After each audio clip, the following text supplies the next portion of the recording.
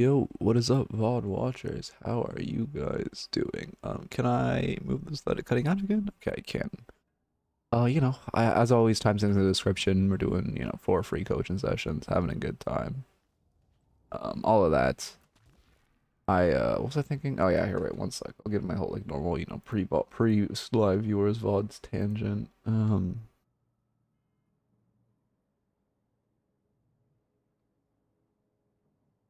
Needs help as always. But yeah, I kind of woke up on the wrong side of that. Well, not the wrong side of it. I just haven't been able to sleep all recently. And then I made the mistake of reading YouTube comments, which, I'm sure you guys get so many comment-based tangents. I love the comments on the VOD channel are great. The VOD channel is great. Speaking, let me check how the VOD channel is doing. I have its first stream of the week, so I haven't uploaded shit in a second, so it's probably the same. But there's so many people who just comment things as a fact that aren't facts. It drives me insane. Like, there's some people who do it nicely, right? Like or that makes sense, right? Like Billy Ult, hey Ale, how's it going? I said anti-heal is good against Billy Ult, and someone was like, I don't think it actually affects Billy Ult because it does max HP. It's like, okay, I understand that thought process. It still denies the healing from Billy Ult, but it still gives him the full max HP. So I understand that thought process. Then there's motherfuckers, and I won't use names. But there's, you know what, no, I'll be nice. But there's motherfuckers who I say things and they comment as fact, this is untrue, or this doesn't work. And they're just wrong. Like, they're just wrong. It drives me insane. They're commenting as a complete fact and they didn't even test it themselves. And they're also just not, I don't know, man. It's going okay, I don't feel great, which is good. Man. Let me start a raffle. My stomach is like actually hard. No, which isn't. This isn't the jump I wanted to practice. Let me look at it. Let me loud for a second.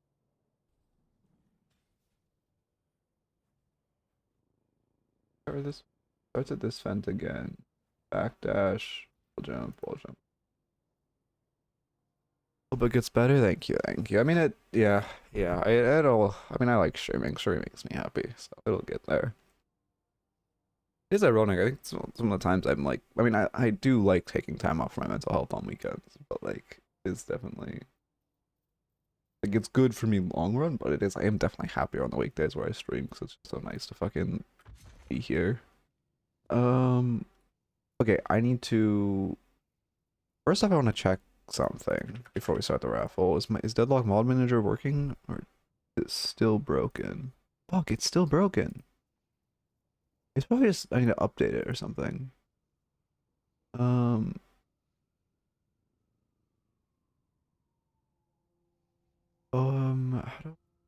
do is my stream might tweak for a second. Sudo apt updates. This might tweak for a small sec. I also need to turn my light up because I haven't started the day where I have to make my light super bright.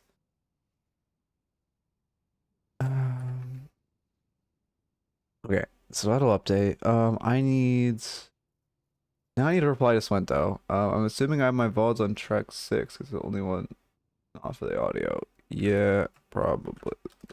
That's probably what I told you to do. Then it might be something else. Okay.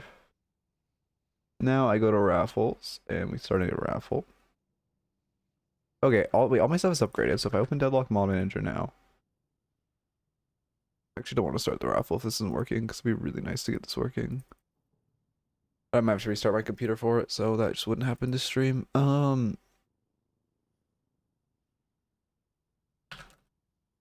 Manager on Linux. E.g. What the fuck? Maybe this is more of a question for ChatGPT.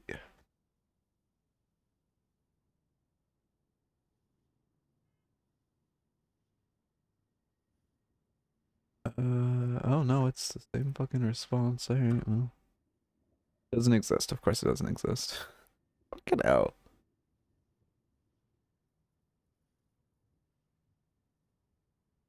What the fuck? Whatever, I'll deal with this later. Just probably uninstall it and reinstall it. I don't think there's been any major updates, but I haven't checked VODs in a bit. I was playing this weekend, but I have not been on the VODs checking. I had some. There's one play. Well, I should have clipped it, but whatever. Anyway, God damn it, Swinto's still typing. Okay. Check which VOD it is and just look at where it got striked. Also, you can just not upload your.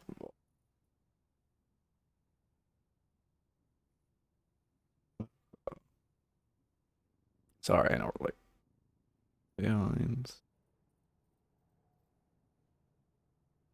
Oh my god, he's still. Raffles. Flash. Raffle. 5 minutes. YouTube raffle. I would like to get a YouTube video. I'd love to get a YouTube video up tonight, and I can get like I would love to stagnate the guides with normal coaching sessions. That's Gamba. Switch to this scene. And then, am I missing something? I feel like I'm forgetting something. Oh, my chat. I need to turn back on the background because it's in recording mode. I should probably just make a recording scene.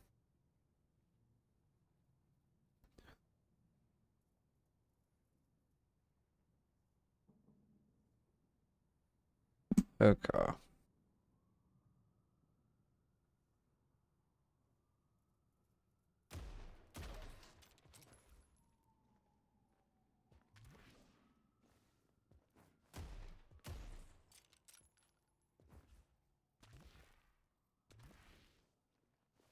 Stream, yeah, no, don't worry. People will true that when the gambler pings. I'm still waking up, man. Oh, I gotta fucking like, how's it going, Namari? I think that's is that how you say your name? Am I saying? I don't know. I hope I'm saying it right.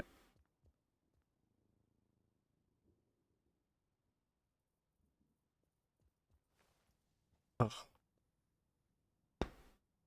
Okay.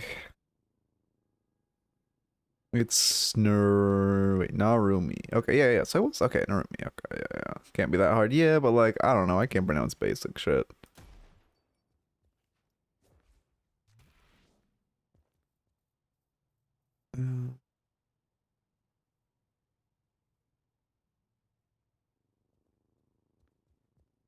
Okay. What am I doing? I'm just, yeah, sorry. I'm like, my mind's it is just one of those streams. We'll start a little scuffed. I'll get into the rhythm. We'll be fine. But like pre-raffle is just, ugh. I just woke up late too, and whatever. Everything in order? Yeah, I do have everything in order.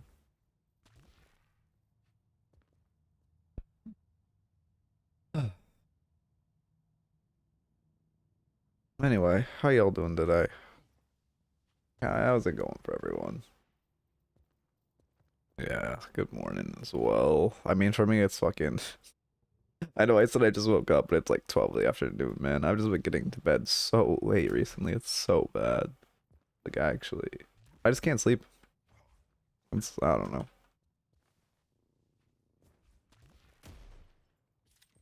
That wasn't a double jump. What was that jump? I like bunny hopped off of that. And then I wall bounced. Huh.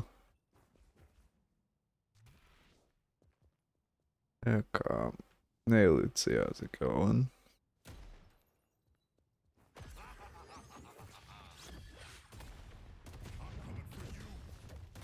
I think after I make the guide of how to counter every hero, I'll make a small, like the same type of guide on how to play every hero. Although I guess it'd be kind of just the same, but in inverse. Damn, those flicks are bad. Yeah, I'll send you back to aim training, but I just haven't had time. I'm busy with the guides right now. Got a gifted sub with a bunch of nice Ivy emotes. Oh, nice. Yeah, the Deadlock, there's like a lot of gifted in the Deadlock community. I always say, whenever I'm watching like, you know, whoever, Ido stream or whoever, they always have so many gifted. It's nice though. I mean, the small, and also like fucking DLNS gets so many gifted. Yeah, I don't love the haircut. It's a little longer than I would have liked. But, I mean, it's not, it looks better than it did before. So like I gotta be happy with that, but it's definitely but the headphones make it look better too because they like hem in the sides. What you're saying is we need to find Oilers for your stream. Oh yeah, that's what I'm saying. We gotta recruit them. If you see people gifting a lot of subs in anyone's chat, start adding them. Be like, yo, you know this super cool streamer Midknight? This guy, you just gifted like 10 subs with DLNS. Have you ever watched Midknight? Midknight could sure use those subs.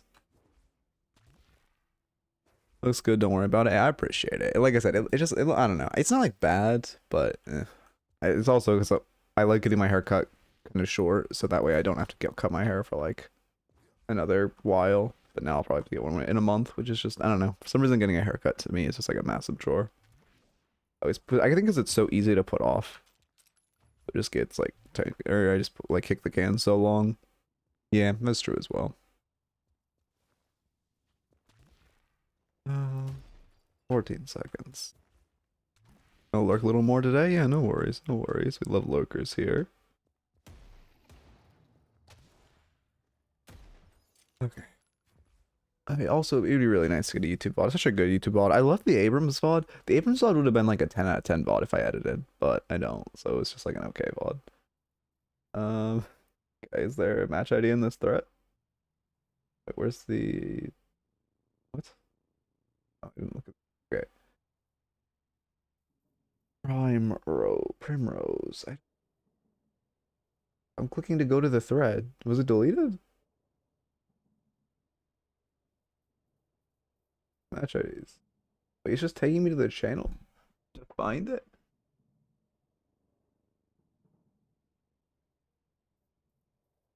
You know, this is not the most efficient way to do this. Let's go back to this screen and let's search the name. What? Am I insane? Oh, did they leave? No, they're here. Primrose. What the fuck is happening? Why is it not?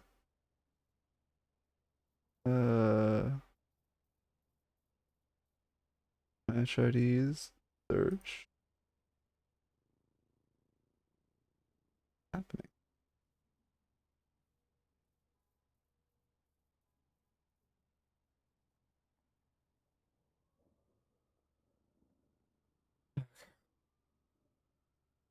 Can't join a raffle until the 16th? Yeah, that'd be Thursday. Yeah, if you win, when you win, you get like timed out for like a week. So you can like use the you know, so it's not like I'm not coaching people back to back, but they still have the same notes.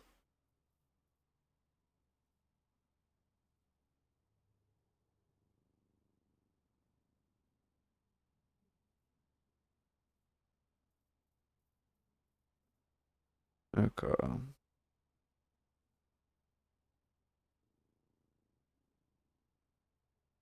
1 second.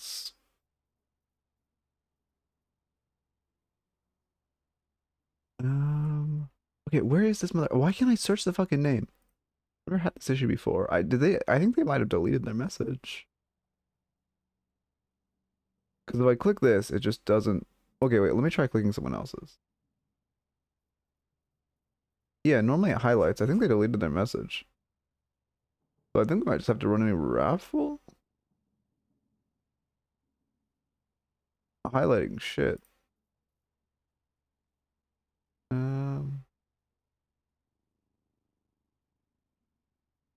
Hey, how's it going? What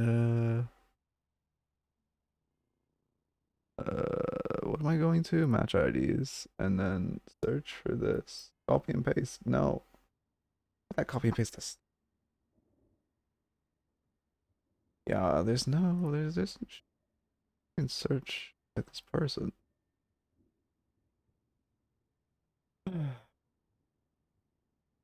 We do user colon.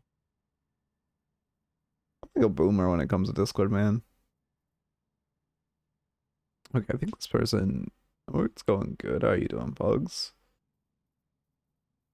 I think. Wait, okay. Are any of you like Primrose in chat? Because I guess I'm gonna start a new raffle if no one is. Because I don't think. Again, I think they deleted their message. So maybe they accidentally joined or something.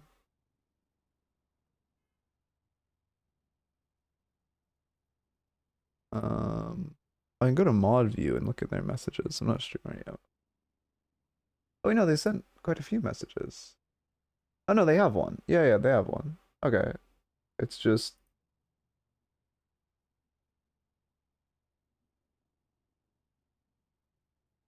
well, either way. I got the match ID now.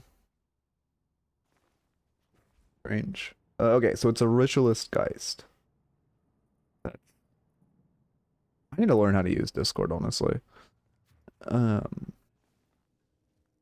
I should go to like one of those classes for the elderly that teach you how to use like technology platforms. That'd be so fun. Ugh. What if I could get? I wonder if I get like the inverse of the class. I want like a 90-year-old to teach me how to use Discord. That would be now. That would be fun. Like that'd be really enjoyable.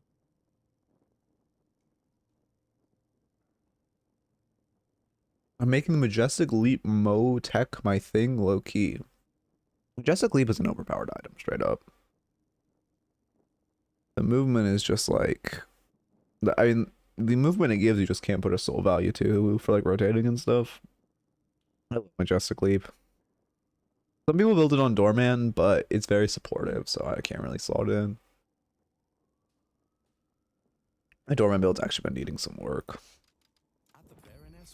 I've been like, I don't know, I've been kind of, what the fuck? I've been kind of like, I like it fundamentally, but it's missing something. I guess I just feels like I stopped buying Burst sometimes. I don't know. I get damage. Maybe I just need to try Cold Front. Item's been nerfed into oblivion. Still good, don't get me wrong, but not really good for like Doorman type of character. Using it with VW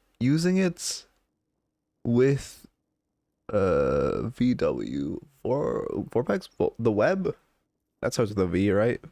Vorpex, the web thing, I forget what it's actually called. Vortex web. Oh, Veil Walker. Okay. Using with Veil Walker to get flanks and kidnap people like holiday ults. Yeah. Yeah, I mean, Veil Walker is also just really strong right now. But a few games of McGinnis instead of only Viper, and holy shit, it's nice to play a finished character. Okay, I mean, Viper's fucked though. I agree. I mean, Viper needs a lot. Also, you're a terrible person if you're playing McGinnis and Viper. That's like, if you add Sinclair to that pool, you will actually be playing my 3 least favorite heroes in the entire game. Full stop. Okay.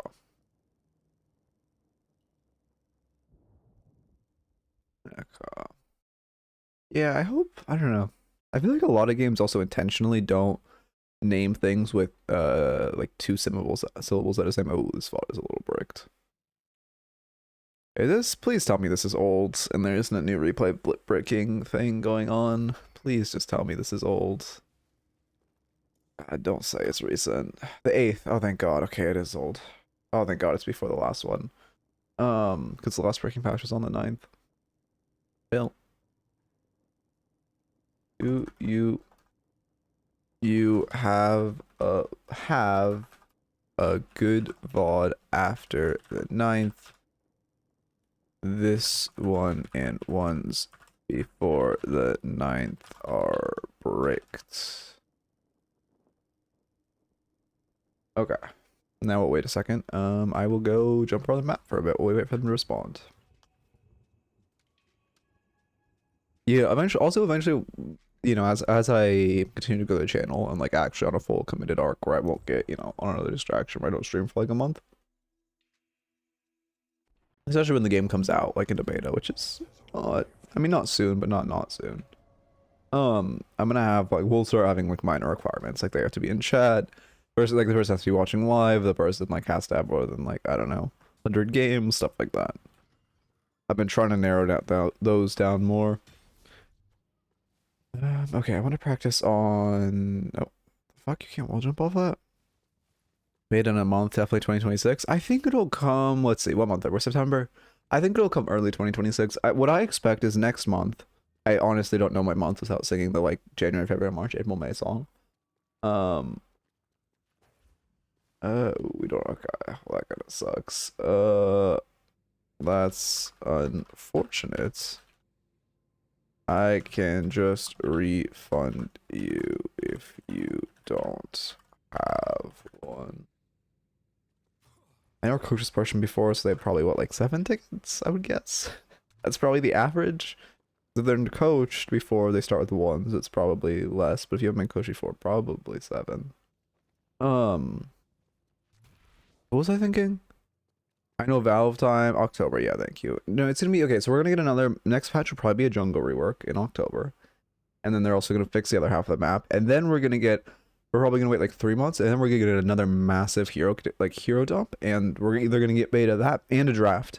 And we're either gonna get beta that patch, or we're gonna wait like 2 more months and then get a beta. Wait. How long do I have to get one? Oh, if you raffle, like, wait, what?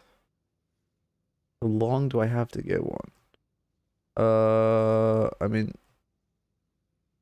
you don't have time to play another game, but I can wait like 5 to 10 minutes if you just need to get a match ID.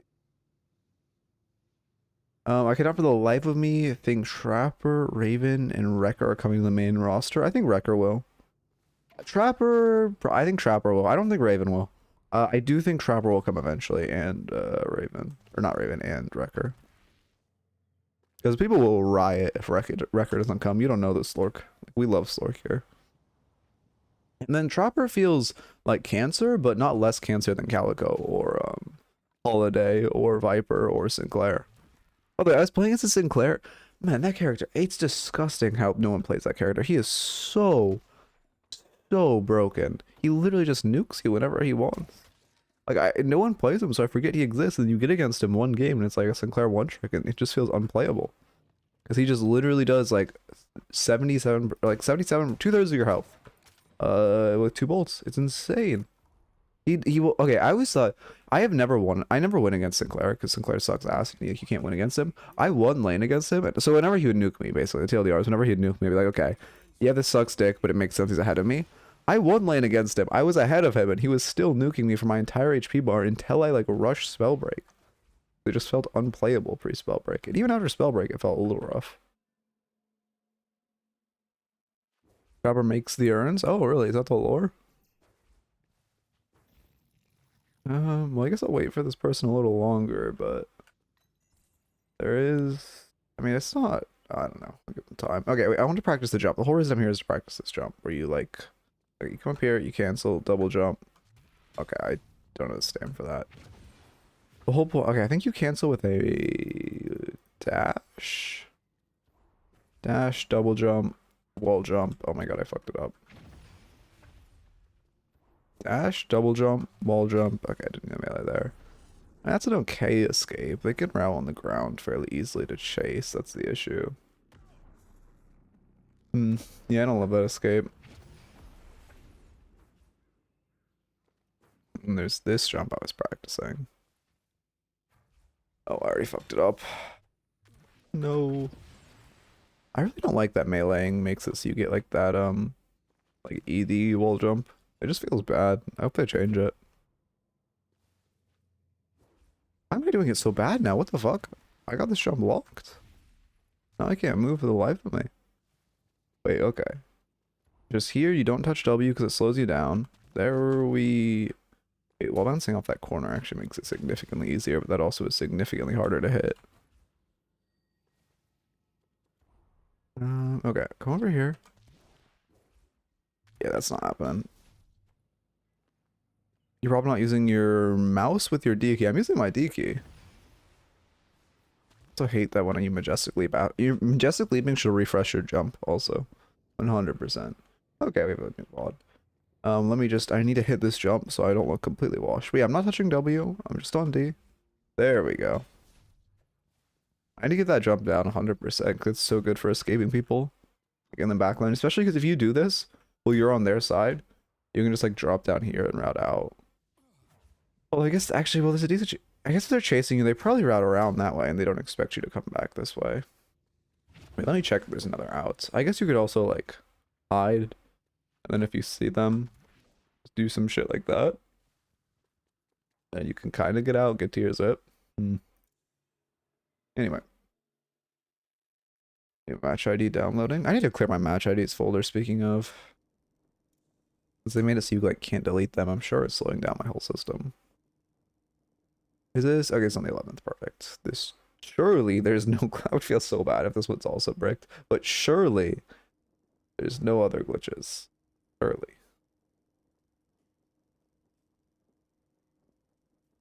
Yeah, but you're slowly moving your mouse to the right with D key for strafing. Wait, what?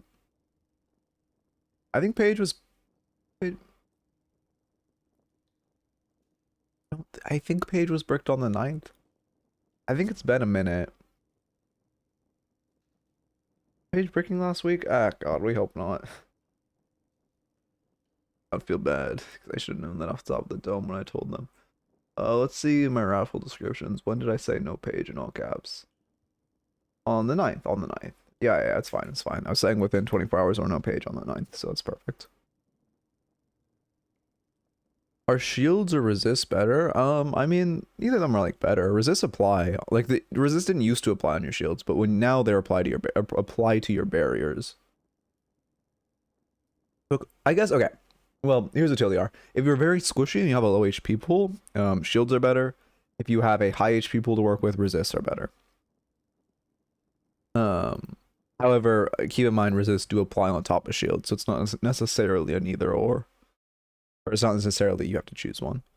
Please don't be bricked. It shouldn't. I mean, on paper, it shouldn't. Please, okay. Most people are loaded in. Paige isn't loaded in, though. Oh, God. The moment of truth. Oh, she's the last one to load in. Moment of truth?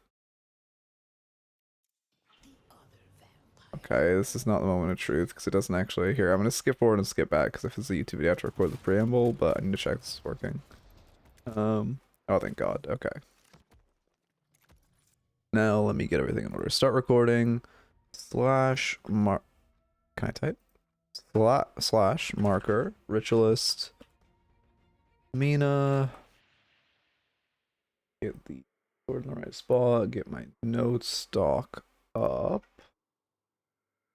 Hello? Note stock? Yeah, there we go. Docs, what's the date? 15th? Yeah, the 15th. Great new dog. You know what's funny is doing this has actually made me more cognizant of the date than like I've ever been in my entire life. I always title the doc the date. Okay. There we go, perfect. And then I recorded and I marked it. I need the rank on screen. Ranks Ritualist. Perfect. I should probably go into stream mode as well, but whatever. Yeah, I like the vision of that early trade. Yeah, we get our love bites. Your teammate's playing pretty passive. Is she AFK? Okay, I guess we'll never know because these pauses. Okay. So is this scale with shields? Like for instance, a T2 gun resist against... Wait. Against item? Against a haze with Kevlars. I mean, okay... Yeah. I mean, I don't quite know what you're trying to say there, but yes, the philosophy is the same. Of yes, if you had Kevlars and you had like, you know, 60% spirit resist, you would still take 60% less spirit. Like if you had Fury Trance and Kevlars, the Fury Trance damage reduction would still apply when you're on your Kevlars. But also keep in mind in that, like if you have Kevlars, you should not also be building resists on haze, and also you shouldn't really be building Kevlars on haze. We need to be a little careful. We're playing a bit aggressive.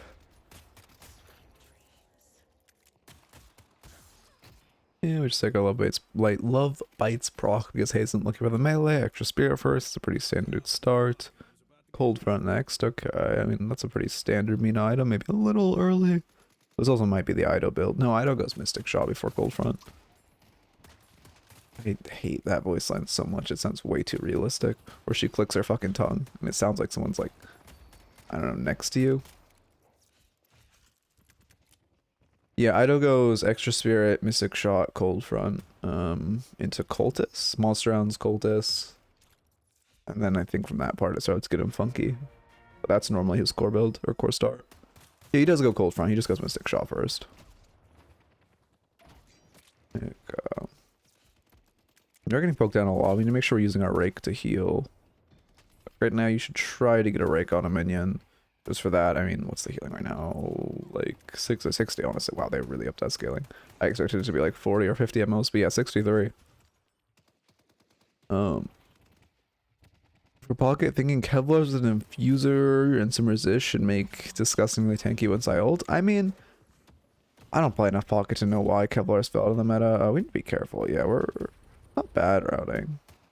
Your teammate's very passive. This is a point where, like, I mean, you're not playing bad by playing aggressively, but when your teammate is this scared of everything, you just kind of have to play really scared. I also wouldn't go Cold Front next. For one, you're unhealthy, so restorative shot might not hurt, which we should also be trying to use our Rake to heal. Like, we shouldn't be killing that minion. We should be walking up to it and raking it for the heal. But then secondly, let's write down this notes. Secondly, yeah, okay, there's a good Rake proc. We have to bats away, okay. But secondly, we should just be playing pretty passive because our haze is really passive. And right now, we cannot be walking up at all with no bats. Like, yeah, now we need to go shop. You should not be even looking for a poke trade with no bats. Invading boxes is super risky.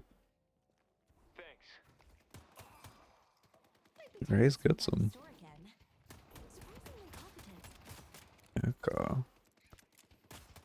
How are you getting, wait, how are you getting games with Hydocker's build? I went 5 and 2. Hydocker's build is good, but it requires you hyper farming. If you don't have a certain playstyle where you just sit and drunk, like, not, I mean, he did ganks, but you just have to, like, you have to farm, like, I don't know, a creature.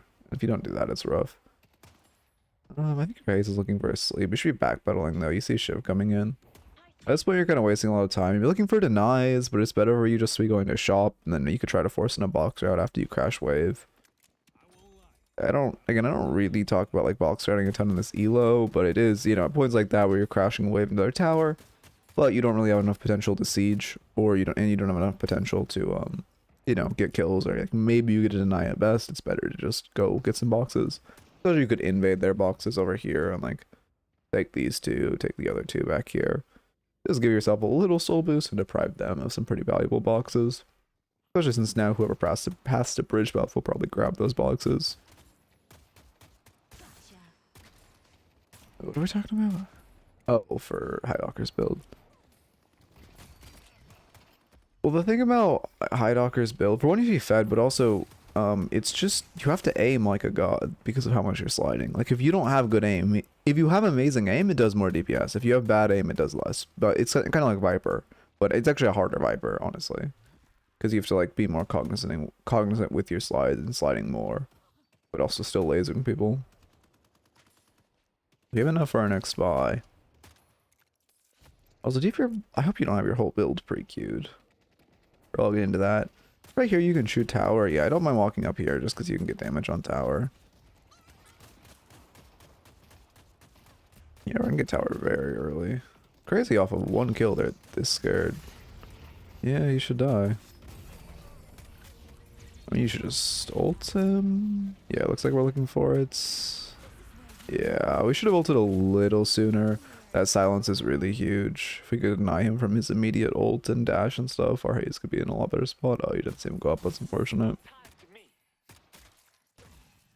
What games did you play before Deadlock? I played, I mean, back when I was like a child, I was, well, never mind. We'll skip that part, but I was very good. Well, the game I got good at, well, I don't even want to say the game I got good at because it's cringe, but then I played a lot of like Valorant and League. I put like thousands of hours into both games. Only ever really Ascendant in Valorant and never really good at League because it was my first MOBA. But it taught me like, you know, all the core mechanics for this game. What do you mean cringe? Well, it's just like I was basically like I was semi-pro in Fortnite like in high school, like as a kid. Like that was my game where I actually like had my come up and learned how to play games. That's not cringe. I mean, it was after the game's prime, to say the least.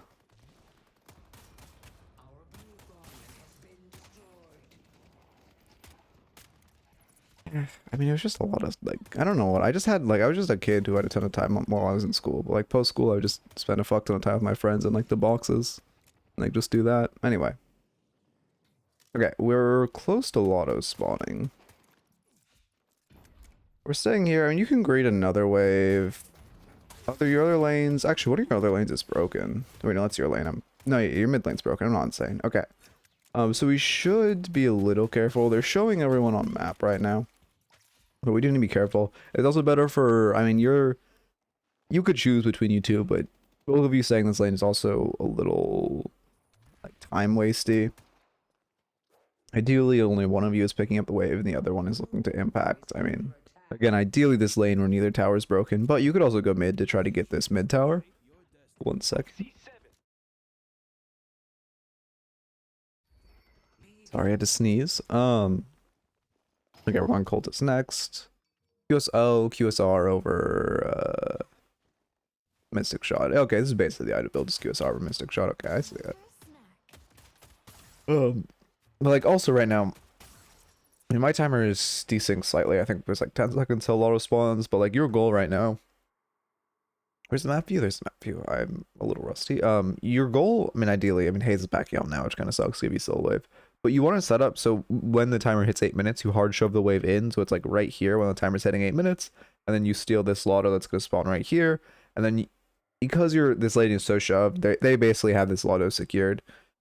So you only really can get this one, and then you can come back and grab like this one by you. And then also you might want to start moving over because this Lotto right here might be contested by their team who's hard shoving this in. But I prefer you just secure your Lottos first. Oh, they literally just spawned right as I ended that. Yeah, we are going for it, which is good. I'm glad we react to it. That's perfect. This elo, I don't expect us monitoring the timer, but the fact that we're reacting to them spawning is great. That's like the muscle memory you want to train. I was thinking... What's happening? Okay, I guess, yeah, I mean, we've all been there. Sucks you don't get that bag, but it is better for you to live. Okay, he's farmed our close Lotto, we farmed our far, they just farmed their mid Lotto. And yeah, you have bats, so you're not scared of this. Or you don't have bats? Okay. Alright. These shoes are wasting a lot of time in this lane. Like, we're shoving in wave, but, you know, it's 9 minutes. We're not going to do anything to Walker. It's okay. It's not... Okay, it's still bad to waste time here. But it's not terrible when there's, like, when people are pre 8 minutes and we know Lottos are about to spawn, right? I mean, at this point, at this point, I look at map and I just see this group of Lottos, right? And I'm like, okay, this lane isn't broken. I'm coming here. I'm trying to hard shove this tower, and then I'm farming every single Lotto here and just getting myself fed as fuck. And also, what I was saying before is it's bad for you to stay in this. It's before Lottos, you can like just stay here to put pressure so you can get them off spawn. But especially after they spawn, it's really bad for you to stay here and not try to help one of your lanes that still has a tower.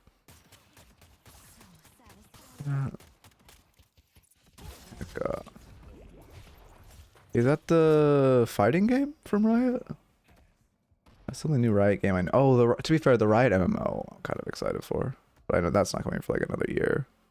Only good fighting game I see. Yeah, I've never been a fighting games person. Okay. They canceled it? I don't think they canceled. Oh, the MMO. Maybe. I wouldn't be that pressed if they did. I love this game now. The game I'm most hyped for is, I don't know if you guys have seen the new Lego, they're doing like a new Lego Batman game that's like they're combining like the Arkham Batmans with the Lego Batmans, and it looks actually insanely good. That's the shit I'm hyped for. Okay, we're going for an aggressive siege. Unlikely we're allowed to get this, but it's like poking the bear, and we have our 2, so we're not that scared, yeah. Yeah, I mean, we'd probably die now. I like the vision of poking the bear. Oh, good cube, although I think you're dead to Shiv ult. Yeah, I need him to cancel this runaway. He's just gonna ult you. Yeah, we started to bleed. Okay. I mean, surprised he didn't get on you to ult there. What I would do when I got cubed by Viscous is just look, see Shiv's catching up and run away. Because you're not, in that cube, you're not going to get above the execute threshold for Shiv, so you just need to try to be backpedaling. But then secondly, I don't mind the vision of going for poke on that tower and then just being able to 2 away, but we shouldn't be like trying to commit with our ult or taking a ton from that tower. And if we are gonna ult it, you should be parrying first, so you get like the first half of your ult with no damage on you. Okay. I got my game of the decade Silk Song. I got like $20 left in my Steam wallet. Probably gonna gamble on crates. Don't gamble. Don't gamble. Gambling's bad. I can't. Oh god, I can't wait till this game is like. I hope this game doesn't do Gamba type like classic Valve crates monetization. Like it would be. Yeah, no, it would just be bad. What I fuck with crates if they're free. My ideal monetization for this game would be like I guess Overwatch or old Overwatch. Except you could pay for old Overwatch crates, which is free crates would go crazy. Also, we should start backpedaling. They could definitely dive us. Be a little careful. Well, we have our 2. We aren't that scared of dying to a dive, but they could definitely force it out, and then we'd be in a little dangerous spot. Because with Shiv ult and Eternus ult online, both of that require our bats to be online to survive it. So if we have to use it for either of them, we're going to be put in a little negative spot.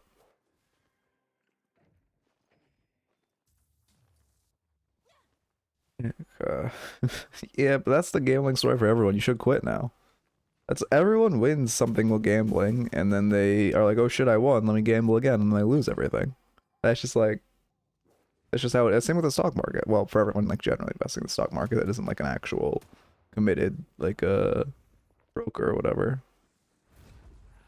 Yeah, we're just gonna farm by this decay. It might be a remover again. Here, let me look at their comp. Yeah, remover is really good this game. It's Knife Shiv, so remover against him feels. Oh, actually, is it Knife Shiv? I think it's Knife Shiv. He's playing like Knife Shiv. But remover against, you know, Shiv Knives feels great. Remover against Decay feels great. Remover against Infernus feels great. Remover for 7 Sun feels great. And then remover for the debuff reduction from both Wraith ult, Victor slow, Ivy stone form, and Ivy slows with Katsu all feel great as well. Okay, on your Nancy Pelosi arc. At one point I was gonna do one of those, like, I remember there's like a stock trading thing that just like mirrored, like you just put your, it was like just like basically a broker, but they literally all they did was mirror all of Nancy Pelosi's trades. I almost did that. I can't remember why I didn't. I wasn't gonna put anything crazy. No, I was just gonna put like 20 bucks in it. But it never happened. I mean, okay, if you're gonna go for that bait, we should just use our 2 on it. You take 2. Oh, unfortunate. We should live though, yeah. Okay, so whenever you're baiting Walker, I mean, I think there is a world where you can get your rake in there and get out. But also, you should get really comfortable with just stepping forward while you're shooting, baiting it, and walking back. If you ever watch me play, that is one of the, I am a terrible player, but that is one thing I can do like flawlessly, is bait Walker stomps without ever letting go of left click. You just like barely go in and you loop back while full shooting. Obviously, while you're getting used to it, you're gonna need to use a stamina to dash back. But then once you bait that stomp, you can go in, use like melee it, use your rake, use your more like aggressive things without having to waste your 2 on dodging Walker stomp or getting hit by it. Also, at this point, again, just looking at map, we can do some siege to this Walker, right? Because resistances are fairly low. We're at like 14.5 minutes. Resistances are almost falling, so we can do damage to Walker. But it's, I mean, for one, your team is showing literally 4 on map here, right? They're all fighting this Ivy, I think it is. They're all showing on map. And on top of that, like, you're sieging in their base. It's very, even if your team wasn't all showing on map, I would expect 2 to 3 people to come rotate down this zip. But the fact that they're showing your entire team, they know how hyper vulnerable you are. Killing, like, it's not a great spot. And then after they kill you, Lotto, and they get tower as well if they have a couple people here.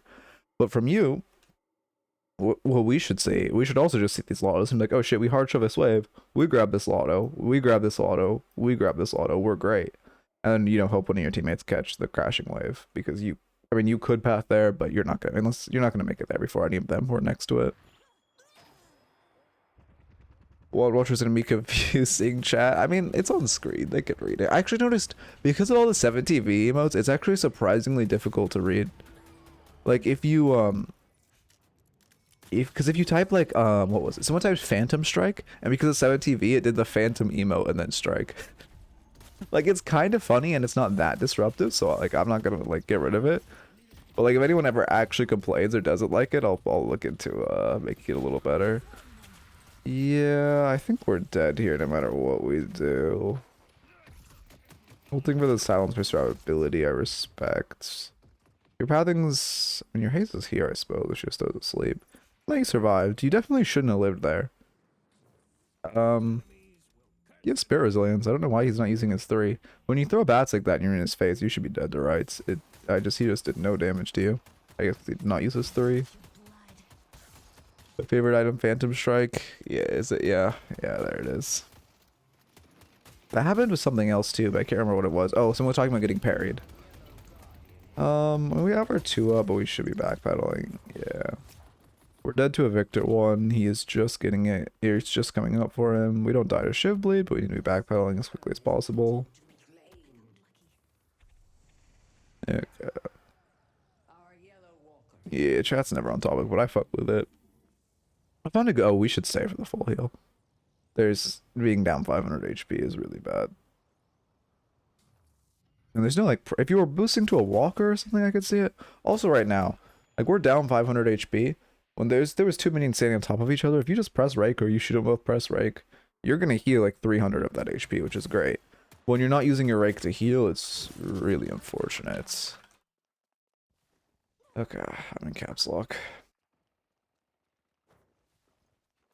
They're pretty hard spears as well. Wraith is their only gun.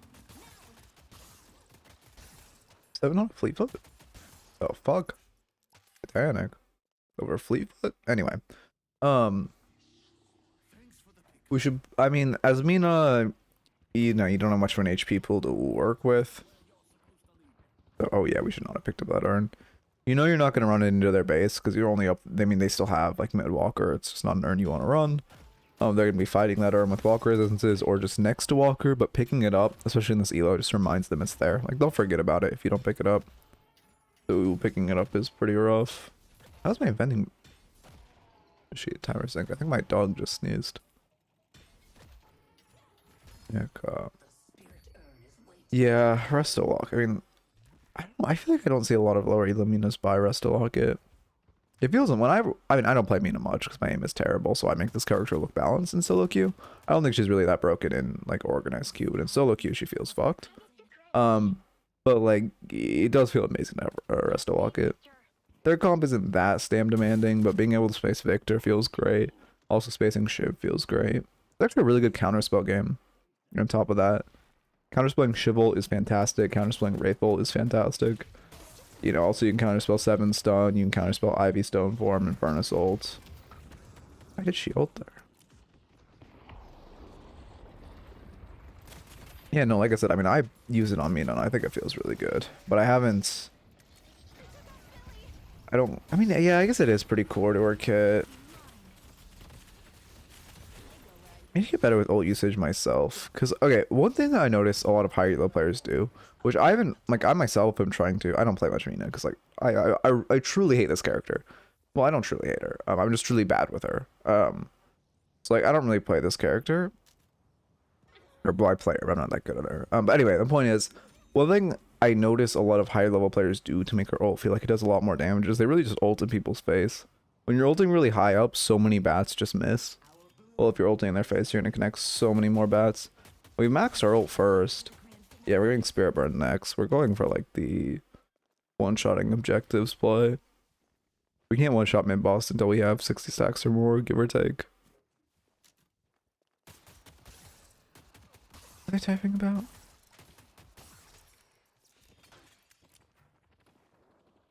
Well, the Spirit Shredding Bullets, I feel like I don't see that often on her. I mean, it makes sense, but this item just isn't great. Like, as far as debuff reduction goes for 1600, -8 isn't bad, but like you compare it to something like Spirit Sap, which is the same price, which is -12, and minus significant spirit power. 24 is like nothing to scoff at by any means. Or you compare it to, you know, the upgraded Silence Wave, which is the AoE, which, you know, it's gonna do just kind of more. I think generally... yeah, I think Spirit Sap is just a little better right now. Because you lose the lifesteal, but Mina doesn't like the extra, the minus spear resist for one-shotting people faster feels a little better. Oh, that being said, people don't even really buy Spirit Sap on Mina. I just am more talking about why the item in general isn't that great. About 50 stacks is enough to do 60 to 65% of mid boss with Spirit Burn. Yeah, I mean, I know you can like almost one-shot it once you get like 60 stacks and like you have a couple more items in Spirit Burn. Yeah, we don't want to take any type of fight yet. We're just farming it. We're right behind a very massive spike. We do not want to really fight or do anything crazy. We just want to play it slow, farm, get our big spike, and then come back. We also need to farm for the full spike because I assume we're gonna buy Tank Buster. Yeah, like right now you do not want to try to take this fight with a Victor. This is not a good fight. You're sitting on a massive spike in one of your biggest spikes, especially in a Victor. Who does he have? Yeah, he has his 2 max, so I mean he'll just cleanse the Spirit Burn to be fair, but what was the issue, Swento?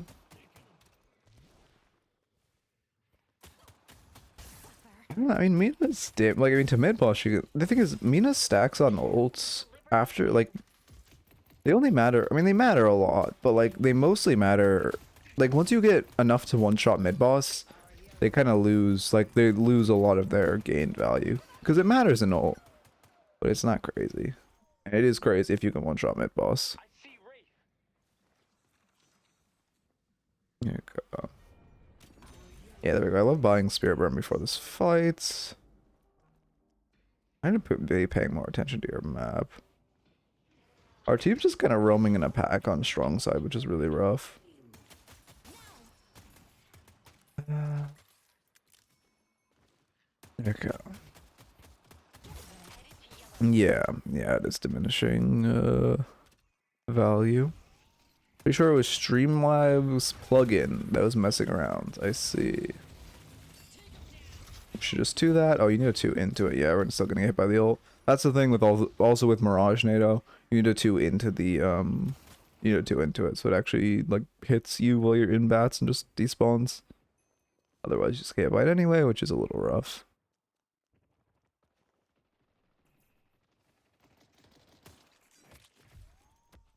Okay, yeah, I mean, they have a lot. It definitely is debuff remover game, or at least debuff reduction.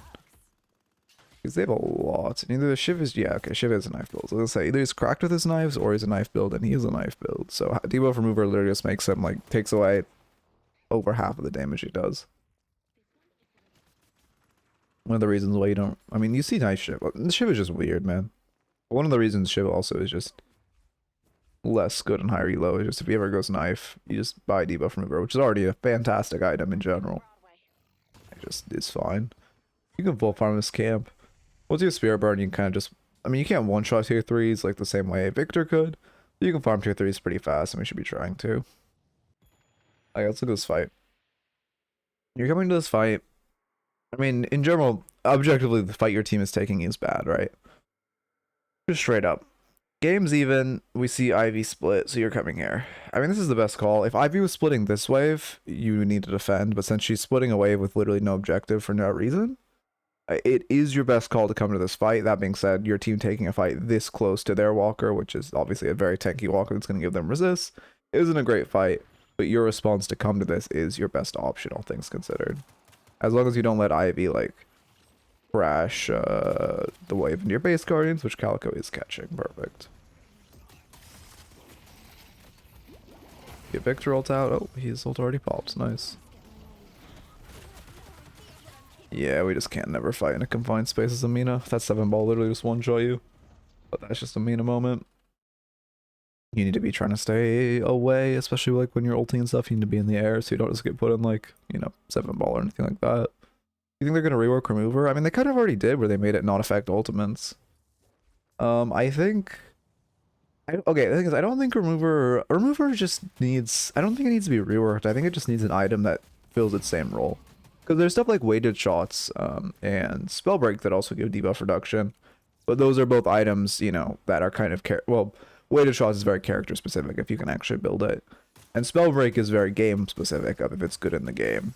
So I think the real issue with debuff remover is, I mean, for one, the active is kind of in a league of its own. Except for, I mean, Counterspell kind of can fill the role of debuff remover for some characters, right?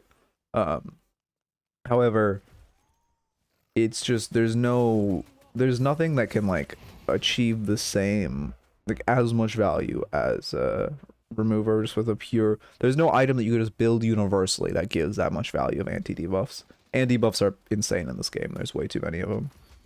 So I think either we just need less debuffs in the game, which I don't think is going to happen, or we just need another item like remover that's like debuff reducer part 2 that just doesn't have an active but removes debuffs more or something, or has more debuff reduction. Something to at least make it so there's another item people buy. Yeah, splitting this wave is risky. Yeah, we see 2. I'm gonna backpedal.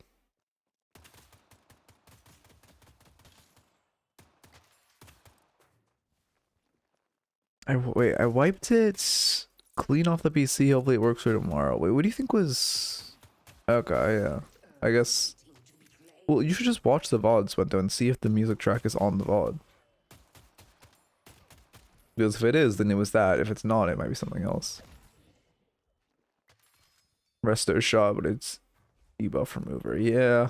Honestly, that could be something like that. I mean, the issue is with that is like the reason it being a passive and not an active would make it a lot less good if it was something like that, because like you kind of need to be able to command when it actually activates. Yeah, we're just leaving us a bag. We should definitely take that bag. You should just get in, get out. You need to grab that bag. Your page grabbing the bag is so grief. Why are you hiding? Let's go to mid. Headed to blue. You should not be trying to fight here. Again, just looking at your map state. I mean, for one, you're jumping a Wraith in an enclosed space, right? So you have to hold your 2 for her ult straight up. And then secondly, I mean, you can even if Paige was just this far, it's not a good fight, but you can actively see that she has 2 teammates closer than you have backup, and you don't really win a 1v1 with the Wraith. Because you 2 her ult, but you still don't really, it's going to be hard for you to kill her, and there's a decent chance she can just kill you by just, like, if she has cards, she can just kill you. You know you don't have backup. You see 2 are closer. And again, you're fighting in an enclosed space, which is just not a good space to fight in for Mina. It's unlikely this fight goes well. Yeah, we don't do the ult, and then, yeah. Oh, and Ivy was here too, even sooner than her other teammates nearby. Oh, God. Did you show what like everyone in the lobby buys on the right when you skip? Like, what the fuck is happening? I guess Viscous brought express shots. Yes, he did. No, he didn't. That's old. Who else in this lobby would have bought express shot? Of course, it's the pay. Oh my God, she stole the bag from you? This stole the bag from you? Oh God. I mean, it's not. I mean, you're up 2, but you see, you actually don't have 2 teammates in this fight. So I guess it's not bad. Your team is definitely over fighting though. This should be mid boss. I mean, they're engaging. This should be a good fight for us. We see Eternus splitting our walker, which isn't great, right? We don't want Eternus splitting our walker. This wave's about to shove in. Well, that means this fight is a 3v5. So we should just clean them up. We're going to lose our walker, but if we take this fight and clean them up, we're going to get mid boss, which is worth the walker. That's not even a flex. Instead, we're just backing off and giving this Furnace walker for free, which isn't great.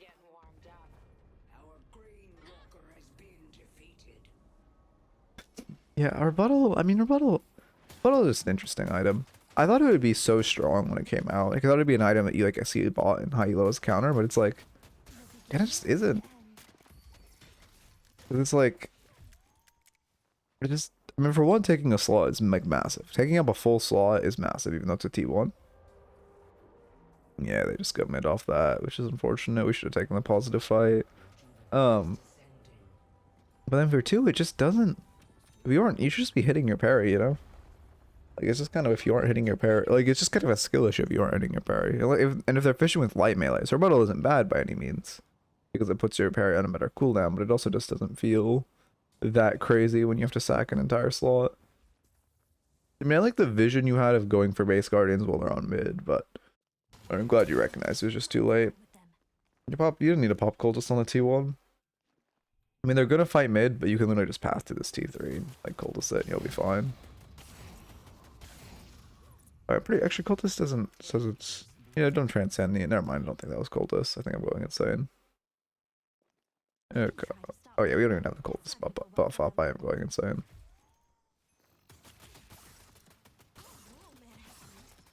Okay.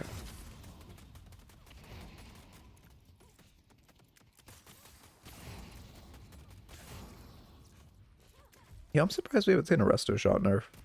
The issue was like, okay, yeah, you need to grab this wave. I don't mind this farming.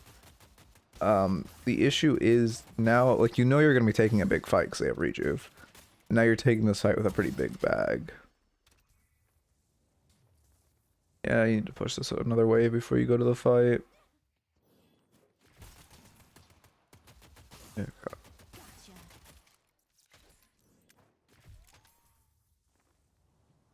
Our blue walker is under attack. I mean, you're all chunked. You can't defend this. Like, when coming up here, you should just assess your team and, like, literally, I mean, not a single one of your teammates can help you defend this walker. They are literally, well, okay, Ivy's half. The rest of them are full HP. They have 3 rejuves. You just give this walker and come play in your base. Your team cannot get a life off defending this. Or I guess a rejuve, not a life. Yeah, I mean, that ult did what? Let me pause so I can just look at the numbers. But you actually, that's crazy. I mean, that ult did 168 because there's only 4 bats connected, which is really rough. Again, you're just holding high up, and then also the tracking. One thing to train with Mina is just using, like, tracking with her ult, because you have to kind of, like, read where they're going with your bats. Because they only have, like, a certain homing distance. So you can't just throw it at them, you need to, like, throw it where they're running. I mean, that's a decent spike for us.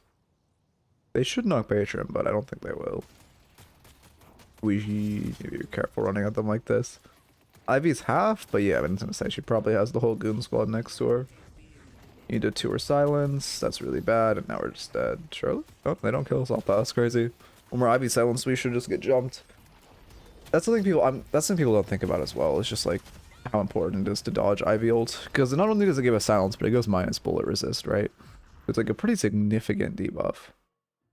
20 bullet resist and a 3-second silence, like that is nothing to scoff at by any means. And all, I mean, you can literally see all the other shit, slow and stuff. 2, 3, 4, 5, 6. Is my timer glitched? What's happening? You should be respawned by now. There we go. Stop by 10 seconds. Okay. Yeah, I mean, you guys got 3 rejuves off. You can try. You'll press ult in the air. You seen a jump and pit and ult. Yeah, I mean, there we got a lot because, like, when this gets puddle punches, we can put in work. 2 came out a little too early. Yeah, we got hit by that Eternus. Well, that's pretty rough. You want to make sure you're actually 2ing when the ult pops so you have no danger of getting hit. Okay. I'm fucking still tired. I didn't caffeine in the morning. Plento DM me. I'm not sure Discord, right? Okay, it was just telling me what he said in chat. Okay. As far as your notes, laning stage, we should just mirror our partner more. We didn't necessarily play lane poorly, but in the very early where we took more than a few bad trades because our haze was pretty passive. If she's playing hyper passive, we can go. We obviously want to fish for love bite procs. We need to make sure we have an out. We don't just want to like be fighting 2 of them while our haze is kind of hiding. If she's playing like that, wow, that Infernus got a lot of nights. If she's playing like that, we're forced to mirror her passivity. Okay, and I think that was the biggest thing in lane. I mean, the build felt fine. Again, restorative locket is good on Mina. If you don't like having to monitor the active, I can understand that. Spirit Shredding Bolus just generally isn't that good right now. It's not like a bad item, but it's just not that good. It's just like, it's like a 4 out of 10 item, right? It's just, I mean, on paper it's good on Mina, but it's not that crazy. I mean, the rest of the build was fine. We obviously rushed Spirit Burn, Transcendent, Boundless. That's all normal. Transcendent should have come out before Boundless. That's the only thing. Getting reduced, like, it's, you want to rush Spirit Burn because you're getting reduced Cultist and you want to rush Transcendent because you're getting reduced Cultist and Spirit Burn, both of which having the like duration reduced is massive. Also 100% we need to be using, both in lane and out of lane, we need to be using our rake to heal more. I mean, we can check. Yeah, we had 3k healing right there. That's not good at all for a Mina. our Rake healed. I mean, yeah, look at Shiv in comparison, right? He has Radiant Regen almost healed more than your Rake, which is kind of insane. Yeah, Rake healed us 2.2. I mean, Spirit Shredding bullets almost heal half as much as our Rake. That is not the numbers we should be seeing right now. Our Rake needs to be a lot higher for healing. We need to be using our Rake a lot more for healing because that's her main sustain. That's what lets her, you know, farm really well and not have to reset. Is the fact that she can just Rake back to full, and that's what makes her strong in lane. Is even if the characters can't one shot you, they can poke you down. You press Rake on 2 minions, you get like more health than a Mo and Curl Scorn, and you're a lot less punishable for it. We definitely need to be doing that more, and then also, kind of in the mid game, making sure we're grabbing the lauder or like the what do other people call them besides laudos? I guess I'll just call them consider sacrifices. I just hate calling it that because in columns you should always call them as like one word and not two words. But we should be taking sinners over shoving wave. If we're shoving wave to set up for sinners, that's good. Then we need to be taking sinners when they spawn over shoving wave, and then that also happened a couple times in the later game. We were shoving wave where there were a couple sinners behind you. You could have just invaded or farmed, and then we also what's that? What was I thinking? I feel like I hiccup, but it's not coming.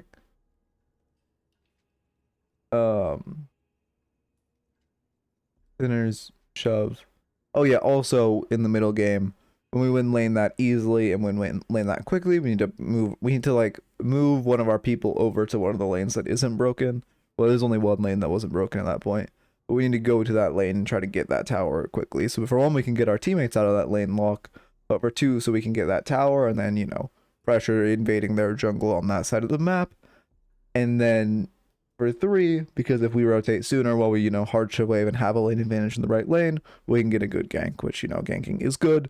And then you can leave your haze to solo farm and farm up. Yeah, those are the main notes, though. Oh, I guess also one more thing, which would be to focus on your, like, every time you fight, because there were a lot of bad fights in that game, which you didn't initiate very many of them. You initiated a couple, but mostly, just every time you go in before a fight, just take a second to look at your map. Slide it down. Just take a second to look at your map and just assess, like, is this a good fight? Do I have teammates nearby? Do they have teammates nearby? Am I, you know, is this an at best neutral fight? And then also not taking fights on Mina and in closed spaces. You're fighting way too much in enclosed spaces. Where we just, I mean, we only fought twice in enclosed spaces, but both times we just instantly died with not much we could do. Because even if you did to the Wraith ult, you would have died there. Which is unfortunate just because you're so locked down, you're getting rolled by Wraith guards and you don't have that much sustain. Anyway. Oh, and then I guess also ulting with our ults a little closer to people. And trying to predict where they're moving with our ults. Okay, that's the actual real note. A real last note. Let me /raffle 5 minutes. Off this and that Gamba. And then come to this scene. Perfect.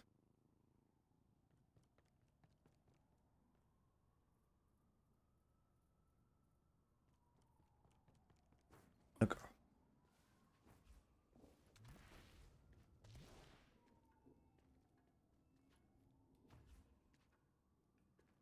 I'm gonna change this text.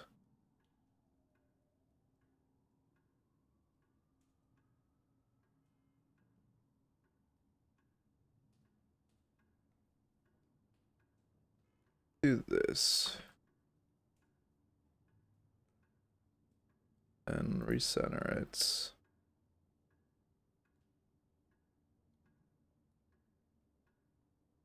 Capitalize recommends. Okay. Yeah, perfect. I want to play it safe. I feel like I shouldn't. I don't know. It's definitely walking the line. TOS, but I think that's fine to say. If you exclamation point commands, it says I recommend avoiding them with Twitch Turbo. That's what I recommend. Does anyone even own Twitch Turbo who isn't a streamer?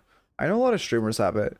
For one, they have money and they want to like support their friends, and also they don't want to like be seen using ad block. But like, do any normal people have Twitch Turbo?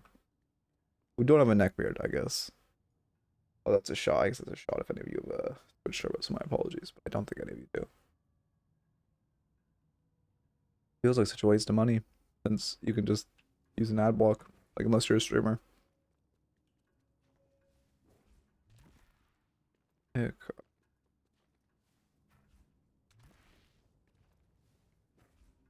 What time we have? 4 minutes. Oh man. Anyway, how were your guys' weekends? Oh my god, I can speak. Good weekends, bad weekends, tired weekends. Ugh.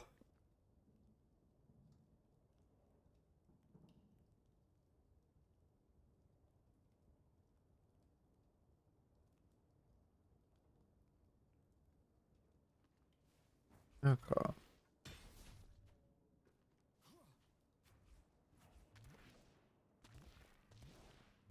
I love this view, man.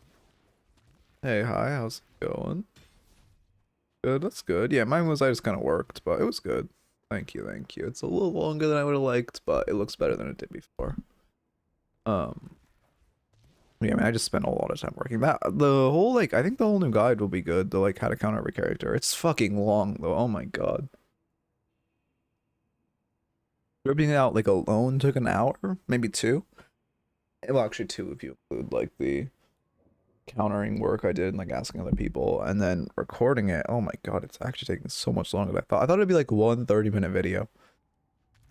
But part 1, which is only part 1 of 4, was, what, 22 minutes already? Actually crazy. Okay, how's it doing? Speaking of, I think it's doing well, right? Yeah, it's doing well. It's doing well. Oh, it's doing very well, actually. I think it's just getting a big pickup. That's great. I mean, it'd be great if that series, or, well, I guess, series doesn't sound right, but it'd be great if that did well. Okay.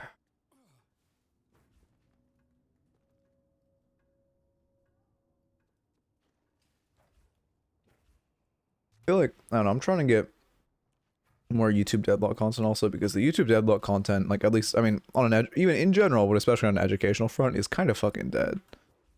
Like, Poshy makes a good video, but Poshy makes good videos, but he doesn't upload that often.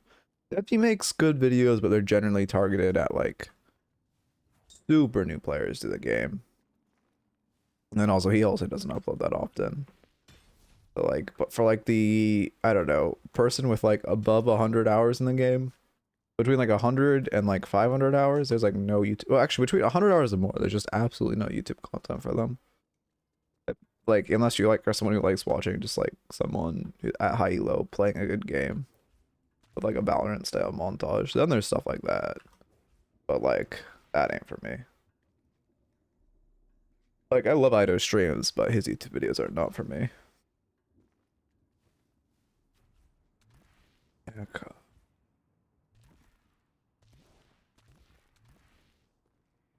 Some stuff on this raffle, 20 seconds. Okay, man, I'm fucking tweaking today. Oh, already over. Oracle Mina. Okay.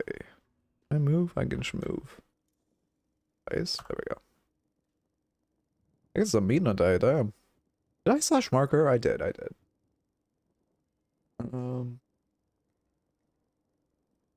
Oracle Mina.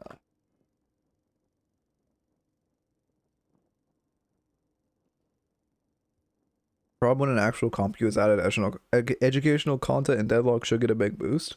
I mean, for people who want to watch it, yeah, but I don't think there's like a lack of people who want to watch it. There's like a lack of people who make it. Because also it's like, I don't know, I guess to be fair, even streams, I don't know. We don't like have a content creator who like is good and explains his thought process on everything. Deathy kind of does that. But like I'm talking like someone who like what I try to do when I stream, where I'm like constantly explaining my thought process. Like Ido did it last night because he was playing with a new friend, and it was really interesting to watch. Like there's no one else like that at high elo that just constantly dictates their thought process, which really sucks. But like that is good. That is like probably the most educational content you can watch. Full stop. But you know, there was one guy.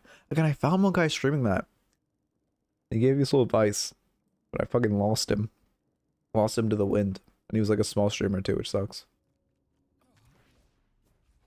But he taught me when I do that in the how to counter guide, the note, one of the notes I give on Haze, he taught me that, which I never really would have thought about unless he explained it. I should make a channel showing how to professionally int. I mean, honestly, if you want, like, making any form of Deadlock content right now, it's all, pretty much all Deadlock content does half decent, because the community is so small.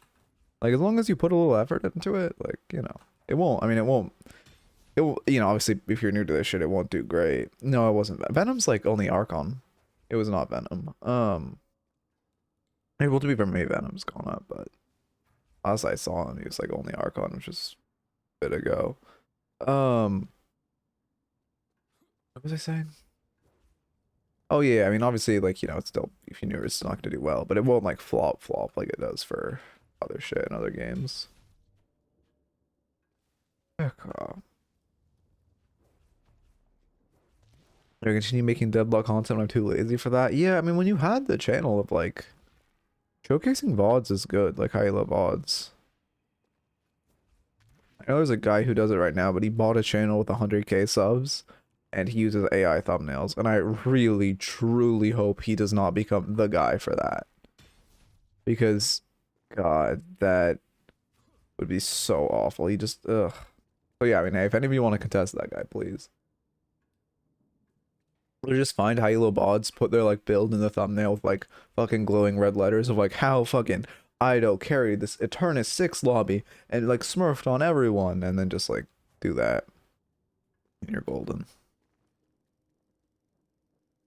People were interested in my ARG and I just gave up on it. I mean, that's the YouTube flow though. It's hard to, before you're getting paid especially, it's hard to continue to motivate yourself. I mean, I still kind of struggle with motivation. You'll see me get on my bouts, and that's like I'm making money off of it, right? Not enough to live off of, but enough to like buy lunch. Should be enough of a motivator. Okay. I started streaming just to save clips. I feel that. I'm kind of pissed because like I want to use, like I want to share clips to the Discord, but the only way I can clip is through actual like recording files when I'm not streaming. And that doesn't work. Like you guys would literally download it to watch it, which just is not happening. And like I can't use Metal, which is what everyone else uses. I want Linux, so it's just unfortunate. Yeah, stream clips work, but I'm talking about shit when I'm not streaming. Okay. There we go. No, not streams. Oh, Steam clips. Oh, really? Steam clips work? Interesting. I know they. Oh no, it's another bricked one. Whose model is it this time? Oh, it's Doorman's. This one's pre the 9th, I think. Do I really just say pre the 9th? I gotta thought people would just be submitting VODs within the week. This is the 11th. Wait, what? Huh? Oh, the patch happened. Wait.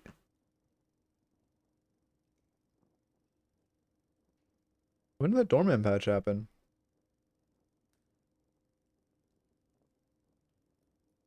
I thought it was. That doesn't add up.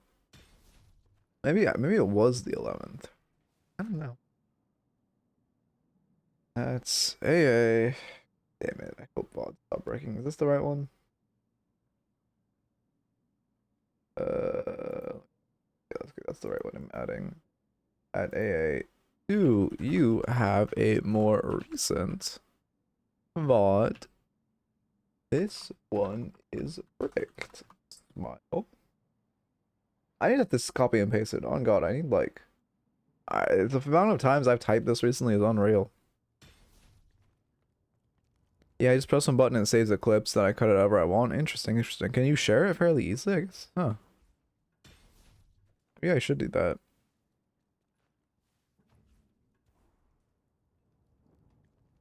Yeah, I've seen that doc. It's not, I mean, it's a good resource for newer players.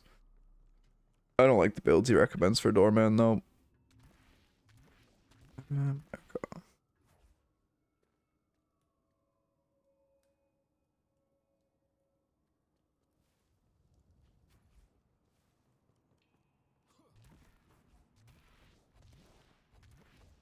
Ugh. Yeah, I'm going insane. Okay, well now we just wait a bit. I guess I'll just jump around. This is just a scuff day, man. I guess Monday's always scuffed, to be fair. Weber build outdated on it. Down votes. Yes, I mean, it's, like I said, it's a good resource for newer players. It's better than nothing, but obviously no one person can like keep every good build on a dog, right? Because like I'm sure Deathy just doesn't have the. I mean, like Piggy makes great builds. I just don't like Piggy's Doorman build, for example, right? But I'm sure Deathy probably just doesn't play that much Doorman because there's like 30 something characters in this game. He can't play, fucking 10 games a week on every character.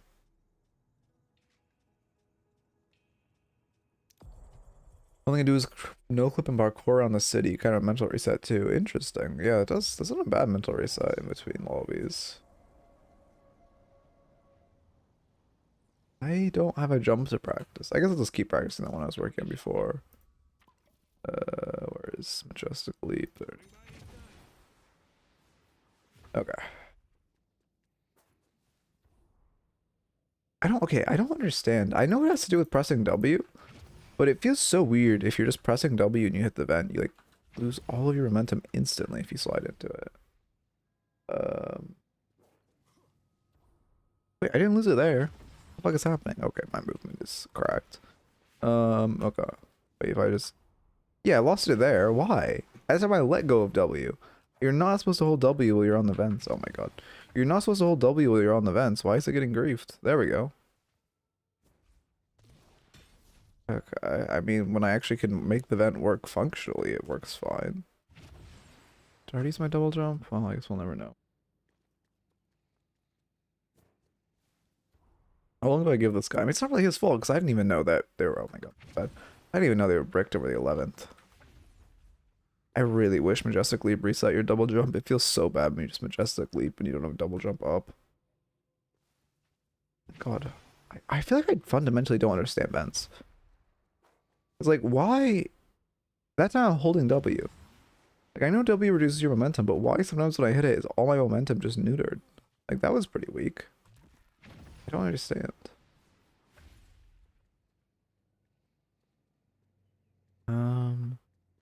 If I just step on it normally, it's easy. Like, then it's easy. But I want to get good at sliding into it. Oh, stream's laggy for you too? I forgot to change. It'll be fine. It'll probably fix itself in a second. There's nothing on my end that's going wrong. It's probably on Twitch's end. Let's see. Now my Wi-Fi is working fine. We're good now? Resolve itself, surely. It's not. Wait, it might be easier. You know, I should try to wall bounce off that wall. That actually seems significantly easier. I guess this part is just a VOD watcher's only segment if this stream is tweaking. No VOD watcher should be here. Wow, that is so much easier. Really? Oh, I mean, I could restart. No, I'm not restarting stream. Actually, fuck that. I don't give this whole stream's choppy. Bro, the last VOD where I accidentally pressed stop stream and I had to re-render the entire thing. Oh my god. 6 hours. 6 hours of it rendering at my computer. Oh my god. Okay, that's good now. Thank you. That's good. 6 fucking hours of rendering. Oh, it's actually so much easier to do this jump when you just hit the back wall. It looks cleaner when you hit the close wall, but I really want to get my Deadlock movement is not actually that bad. I always talk about it being shit, but all things considered, it's not terrible. It's not. It could be worse, right? I would say it's fine. Like, it's fine, but I really want to get it fine-tuned. Movement is just so fun in games. But I also don't have the patience to be one of those people who spends like 8 years just sitting in the fucking movement tool. That being said, Deadlock movement is also pretty linear. As you can just kind of learn jumps and practice jumps. Like, I mean, I'm sure I'll fuck this up the first time I try to do it in game. I mean, I know of it. I've never bothered learning it because it's gonna get patched the second I learn it. Because it's 100% gonna get patched before the game comes out and comes to beta. So I'm just not bothering to learn it. Because the second I learn any type of tech like that, it gets patched out the day after. I swear to God. What are other like jukes? Have you got mid-boss jump practiced? I haven't really bothered practicing it. Are you talking about, wait, mid-boss jump? Is it like, oh, actually, yeah, that's a good one to practice. Thank you. Wish I could despawn mid-boss. You're just talking about like this? Okay, actually, that is so much easier than I made it out to be. Wow, my movement used to be really shit if I struggled with that. Holy fuck. I mean, to be fair, it's probably like 4 months ago at this point, but damn, that is... The audio and video are desynced. They're shot. Oh, thank God. Okay. I cannot tell you how much I don't want to re-render this stream. It was so painful. Also, it doesn't look like AA is responding. But it also sucks because it's not really a fault of their own, since I didn't even know that dormant vaults on the 11th were bricked. So obviously there's no way they could have. Maybe we should just have a thing where before people submit the vault, they should check if it works. Nah, that's too much work for you guys. I'm just gonna refund him and start a new raffle. Let me go to the refund station. Fuck, what? The refund station? The commands channel? What? Am I okay? I've coached him before, so he probably had less than 5 tickets, but we'll just give him 5 tickets. False, 0, 5. And then raffle. Raffle. 5 minutes. YouTube. Yeah, I don't even know. VODs before the 12th with Doorman are bricked.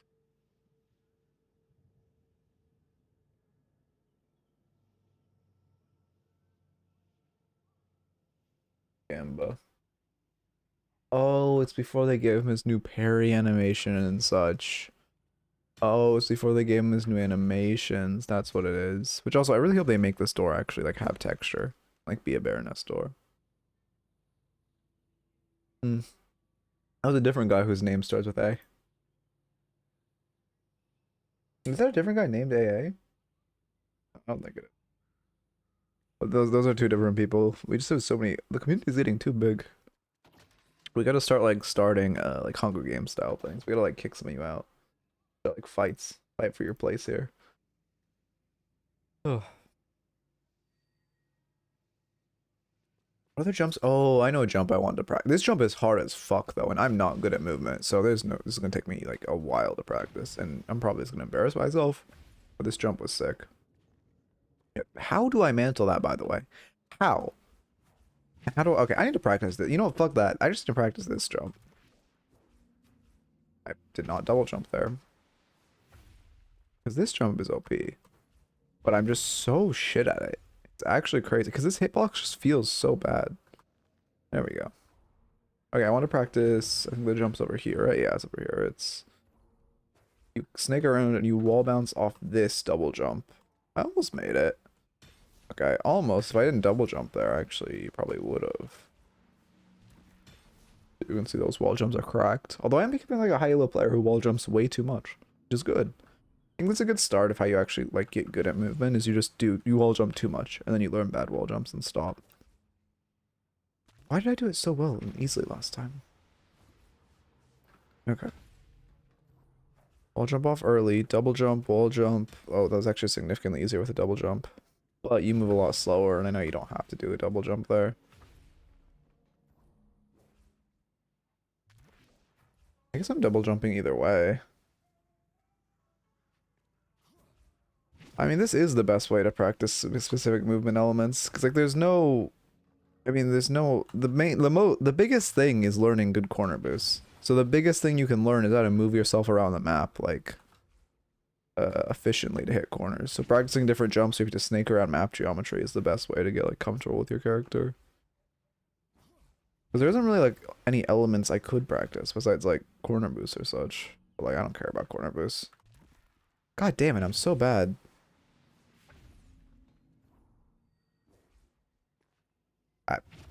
That should have been a wall jump. You know, why am I even trying to hit the sign? Why don't I just hit the wall? I mean, I guess because I saw High Docker hit the sign, but he's a better player than me. It doesn't matter. Okay, fuck me. We're doing double jump again. We'll just crush it at the start. Okay, so I double jump. That's pretty bad. And then wall jump. Oh, if I managed to make that wall jump, I could scale it. I don't care enough to practice this one. I know he did a crazy one here too. I'm not good at. I don't think I'm good enough to do this one. It was like it like instantly jumped off, and then it was like double jump, wall jump. Definitely not a wall jump there. That was so much lost momentum. Thank you for the follow, promise. Or that's not promise. Primrose. Is my dream jump to be able to hit? Oh, can you link it in Discord? And I will look.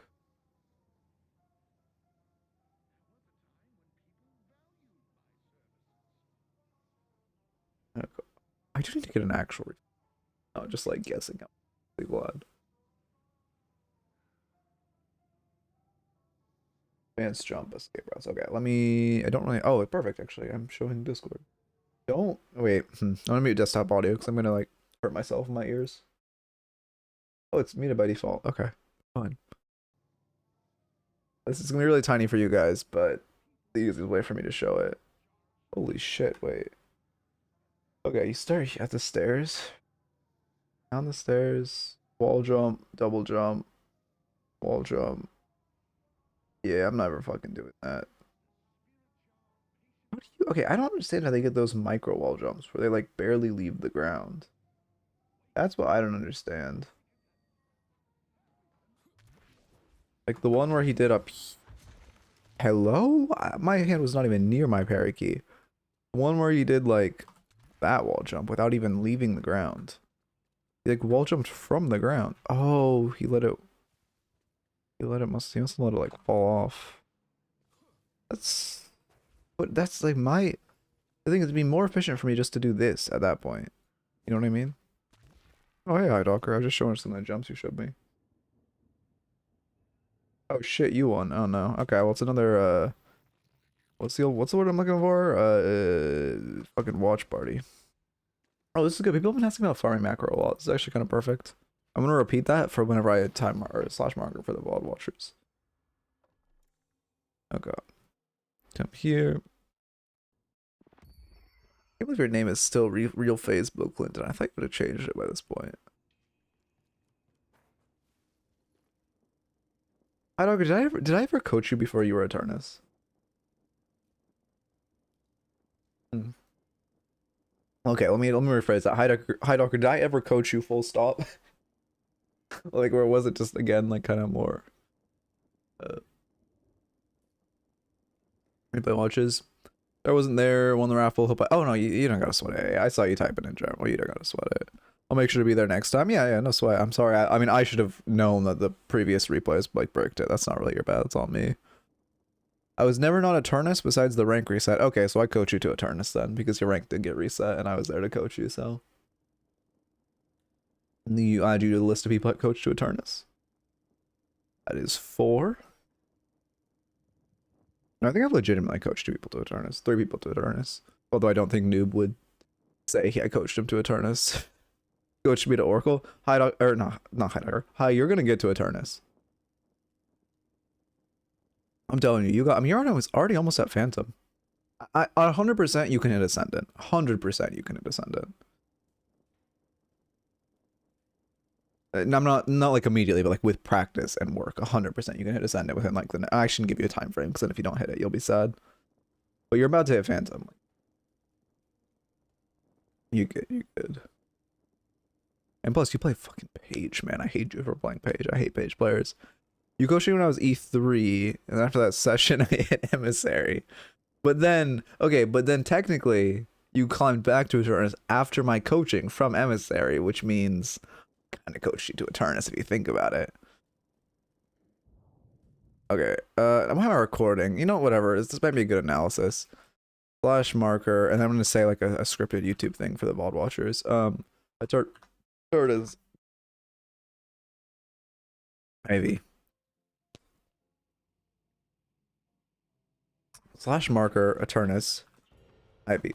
Get ready for the YouTube voice. What do you mean unrecognized command? Marker, Eternus Ivy. Thank you. And this will be a perfect VOD to review because people have been asking a lot about farming macro, and Highdocker is obviously the go-to farming macro. Okay. Support page is annoying for you? Oh, I just hate playing into page.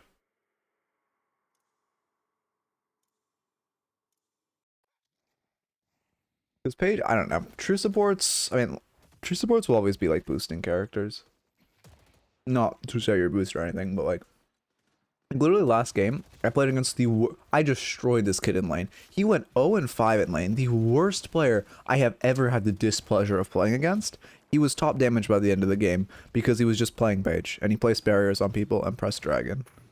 Pissed me off so much. Why did you get so greedy for that? E6 game, by the way. And then we just take him for free, although we fucked up our slide timer, so now he lives. That's a little unfortunate. If you, okay, actual coaching, if you wait to, like, you shouldn't shoot that last bullet until you start sliding on the stairs, and then, oh, maybe you don't kill him, but you do a lot more damage. How did I minute one? Well, he was going for the parry on minions, but then once Highdocker melees before he gets there, he's forced to parry the tower. Because it's either that, like, if he tries to cancel his momentum, he's going to be in a dangerous spot. So he literally just has to try to parry the tower, and then he fucks up the parry on tower. He's just in a bad spot. Highdocker loves that shit where he stone forms and lands on top of shop. Do you notice my lash died? I did not notice your lash died, or how your lash died. I was so confused why he died. Wait, what? Wait. He dived minute? Okay. You know what? What was the average of this game? Is this an Eternus game, or is this like an Ascendant Phantom game? Where you're just like, you know, E6 Smurf smile. I mean, you're on your main, so it should be like, I mean, at least Eternus.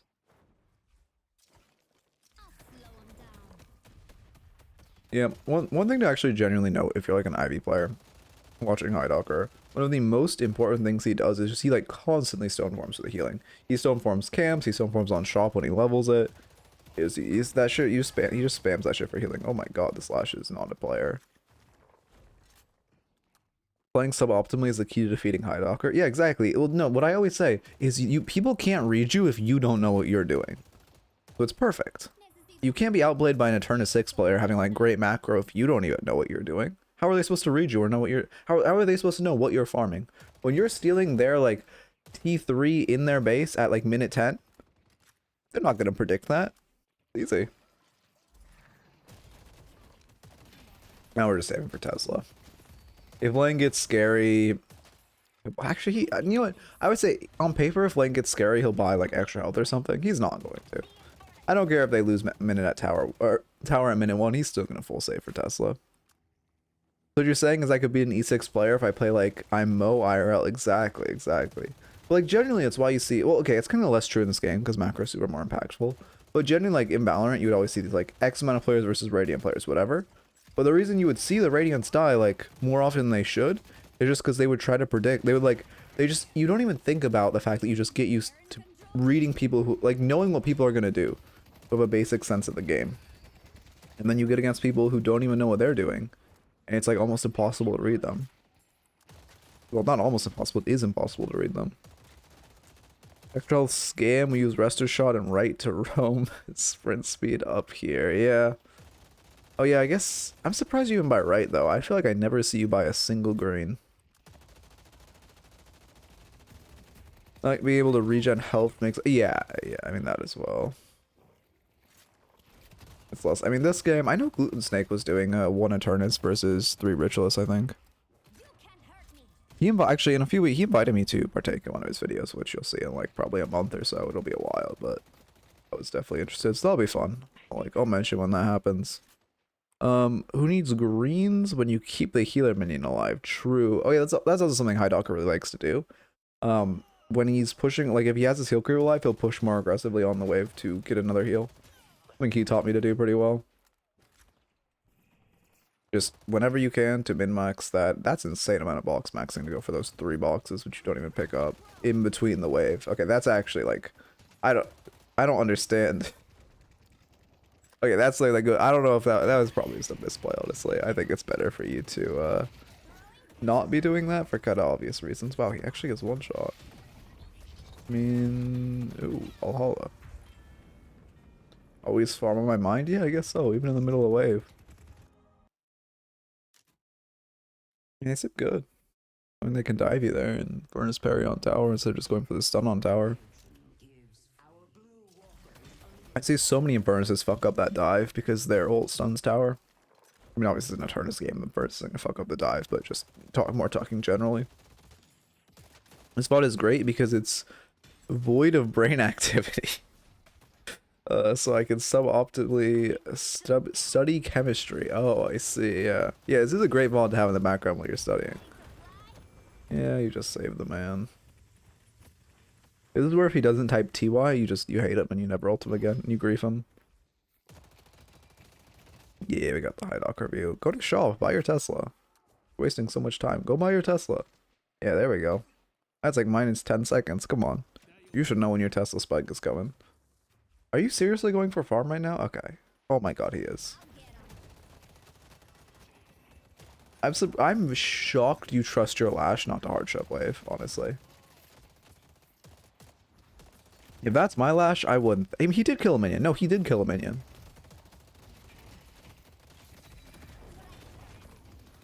Yeah, I mean, they can kill you. Is he dead? What the fuck is happening? What? This is Infernus just... I guess that's just a Dota play. He must know you, right? He knows you, so he's getting super greedy to kill you. I'm assuming he just knows you're E6, and that's why he's playing like this, because he really wants to kill you. So he gets the, like, I killed Highdocker screenshots. Wave was in range, I think. I'm pretty sure you missed that minion, because it died. No, yeah, you definitely missed that minion. He's a known E6 thrower. Oh, wait, actually?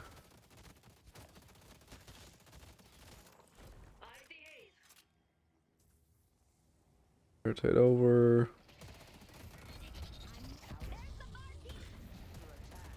Bro, okay, I mean, yeah, he dies for free. What the fuck? By the way, tell me Infernus isn't boosting.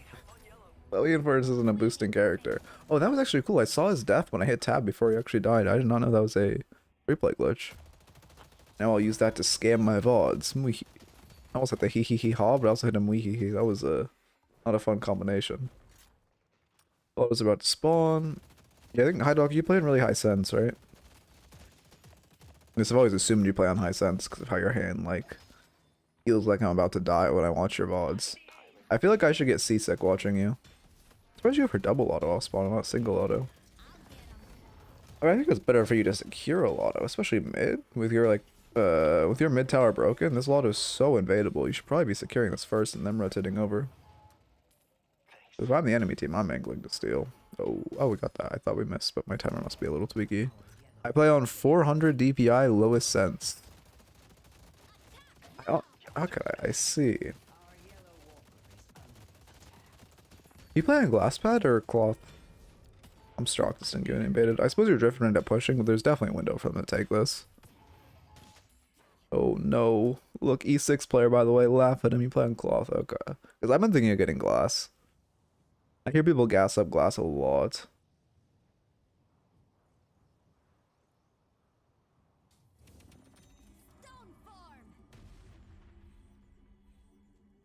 One who I'm like privately coaching is he was a former Overwatch pro, and I've been talking to him about getting a glass pad.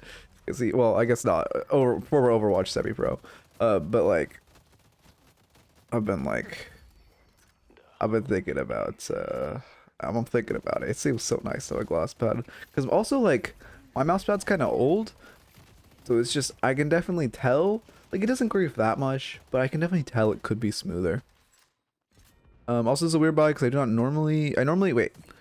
Also, this is a weird buy because I normally do active into Fleetfoot and don't buy enduring. Tested Fleetfoot and enduring on max roam, so that started off horribly.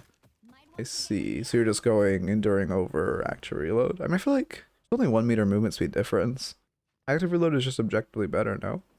I mean, I guess you just want a turbo roam, but did he just miss a second vending machine? Oh, we need to like kill this guy. Come on. Best farmer NA? Oh, somebody denies.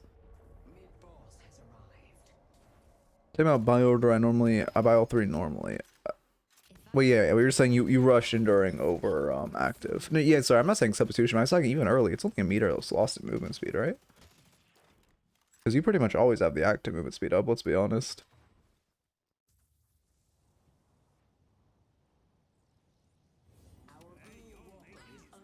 Oh, minus. I always forget that. Why did they make it 4 buffs, by the way?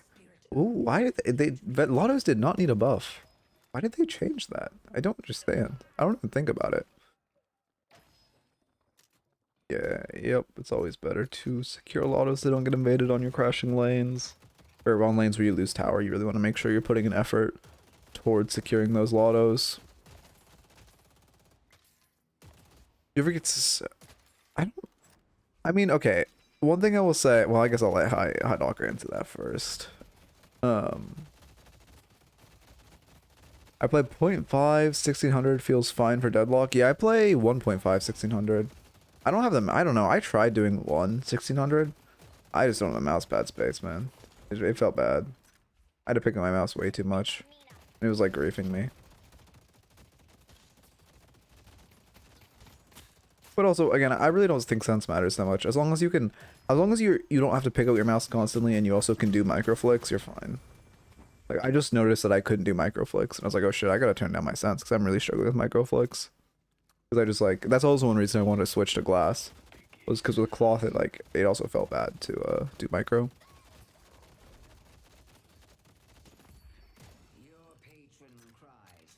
Okay. There's...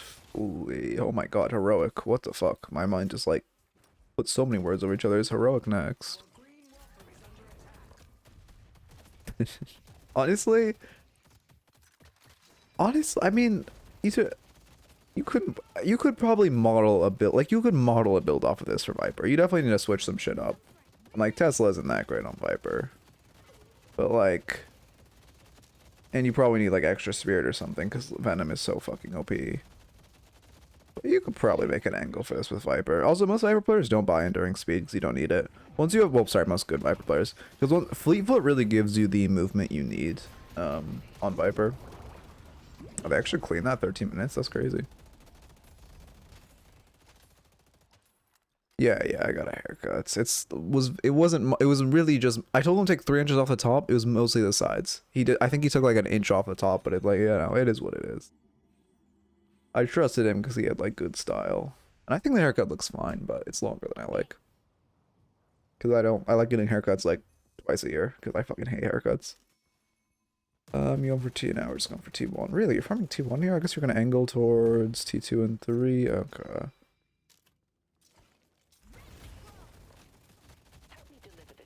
New time viewer here, found you on YouTube. Hey, much appreciated. Welcome as always. Good to see you here. I'm glad. Thank you for supporting the YouTube videos. Okay. I mean, yeah, we're obviously contesting this urn. It's actually a bad urn run for them. Like, if you look at this, I mean, to be fair, we're pressuring left side with 2 people, so they know they have an advantage in this fight. But if you look at ults, they don't have a single ult up. Yamada should come up by the time this fight happens, but and we have Pocket, Para, Calico. I mean, Flash ult is down, which is our scariest ult, but Pocket ult is fucking scary in a team fight.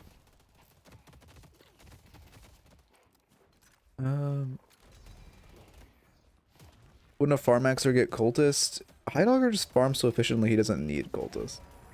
Also, Cultist gives health, but max health, so Highdogger refuses to buy it. At least that's my interpretation. If an item is defensive, Highdogger won't buy it. Yeah, we just did their T1 from maxing farm. One thing you also notice, so like, okay, my cooldowns are glitched, which sucks. But as Ivy, you have 3 movement spikes with this build. You have Heroic Aura, Fleetfoot, and Watcher's Covenant, right? So when you see he always really manages these, and he's never on the enemy side of the map without the 3 up, so he just has them to run away, like in that case. Where he popped all 3, actually I think he kept his 2 up. But he popped his Fleetfoot, he popped his Heroic, just backs out. I guess Wander hates Cultist for the same reason. It's a scam. If you buy Cultist, you play around super mid stats. Yeah, I don't know. I think Cultist is good on characters that don't farm well. Like, Cultist feels good on characters that like the farm, but don't farm well, like Dynamo or something. Because he obviously likes the ability range. Fire rate doesn't hurt on him. And max health is good for survivability. But the reason it's good on him is because he also can't really farm that efficiently. Versus Ivy, if you just get an item like, you know, Tesla, which is the same price, and obviously what Highdocker chooses to rush, it just lets you farm more souls per second than Cultist gives, like, in the bonus. You'll end up gaining more souls, which is how efficiently you can farm. This is why Trophy is better. Yeah, true, exactly. High gets it. That's why you'll see in next game, Highdocker is actually rushing Trophy Collector every game. This was just like a skewed game where he rushes Tesla. Which may cooldowns run glitch. Yeah, there's Heroic. We just slide to victory. Any tips if you lost lane and on how to come back? I mean, the main tip is just not to keep dying. I always say 3 to 4 deaths in lane is excusable. Any more than that and you're griefing. So if you lose, you just let your, like, don't die too much, let your tower fall. And then once your tower falls, one of you stays in lane and kind of solo pushes and farms Lottos. The other one of you should rotate and try to provide value in the other lanes. And then if you want to come back to the game like soul-wise, you really just need to farm Lottos. Lottos give way too many souls and are huge for coming back into a game. I can't tell. Oh no, I'm joking for Trophy. Well, okay, Trophy isn't bad. Well, okay, Trophy can work on like supports, right? But it's not on a carry. You never want to buy it. But I'm joking with like saying you'd buy it on a M1 carry. Why is Oracle the worst rank? Because it's where people think they're good, but it's where people like it's just where people think they're good, but they aren't. Because a lot of people are carried by micro to Oracle and they don't really understand how to play a MOBA, but they think they're good. It's like it's Diamond in a normal game, right? It's why you see like high level, like, you know, in League, it's classic to say like Diamond Dogs. Like that's a very classic saying when you're talking about Diamond players. Just because everyone who gets to Diamond thinks they're good at the game, but they don't even have, like, they are just getting a genuine sense on like how to play the game. And it's the same with Oracle, where people are like, people who get there think they're really good because like, oh, I'm Oracle, I'm a top 3 rank. But it's, and I say that as a player who sit, like, I'm washed as fuck now. I sit in Oracle since I started coaching, right? But it's like, it's people where people really think they're good, but they have no idea what macro is. Well, some do. It's obviously a mixed bag, but where people really aren't. Like, look, Phantom is where people start getting a genuine handle on the game. Also, once you get past the initial Oracle, it's like, once you can actually start playing around Eternuses in your lobby, you also start climbing a lot faster. Or like past Oracle in Oracle. People also kind of get locked in Oracle because they aren't, like, their ego won't let them just like, hey, there's a fucking 2 Eternuses in my lobby. Let me like play a little slow and not like go fight this guy 20 times who's like E6 with like 4K hours in the game.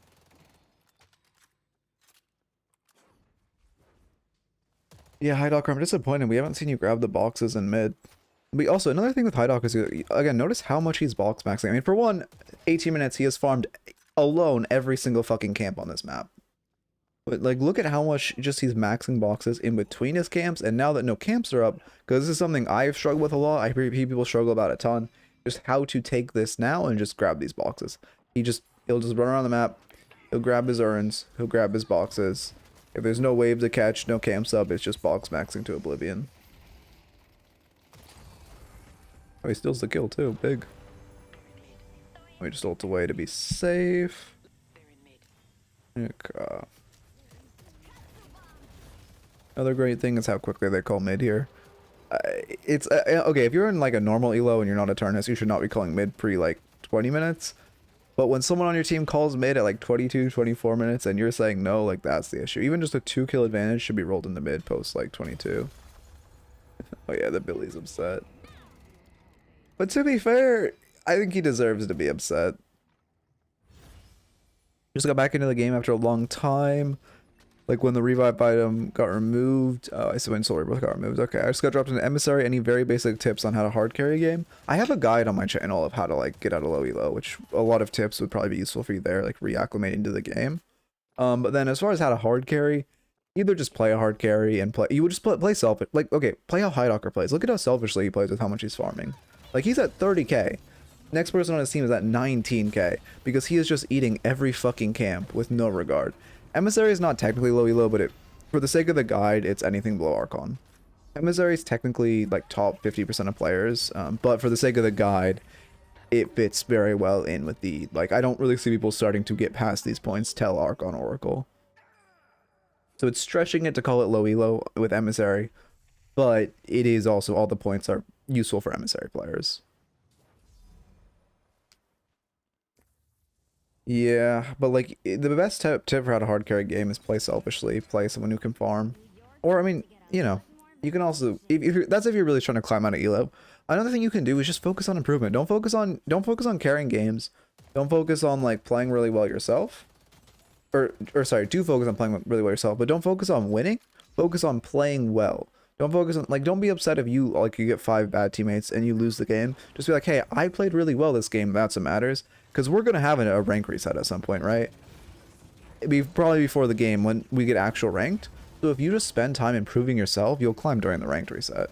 You just spend a lot of time focusing on how to like lock yourself in. We killed this Stormform. Oh, almost. Oh, we did snipe him. Jump the Walker Stomp, barely in the hitbox. Furnace does fall. We'll die to Billy. You'll see. You notice a little panic parry. As always, that's why you always throw a parry when you're 1 HP, because, you know, better safe than nothing. There's like I mean, at this elo, there's like a 5% chance that Billy actually melees, but there's like a 2% chance you live, so odds are better.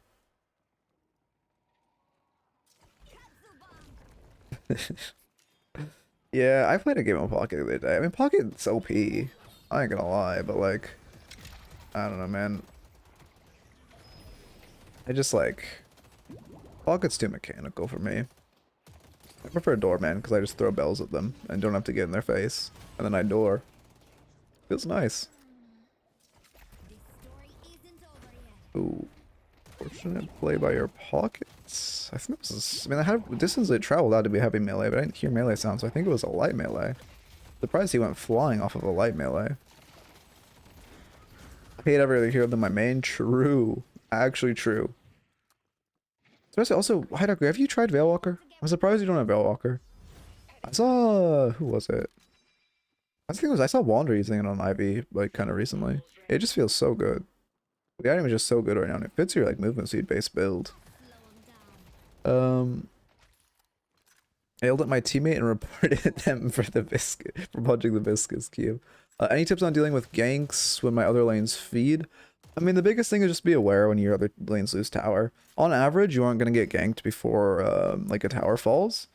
So if you're aware of paying attention and like, hey, my teammates just lost X lane, we just lost X tower, I could get ganked. Just being aware when that tower falls, there's a decent chance that, holy shit, you one-shot those smoke grapes. But there's a decent chance you're going to get ganked is good. Also, one thing with Hydocker's build, I mean, obviously Lucky Shot, great item.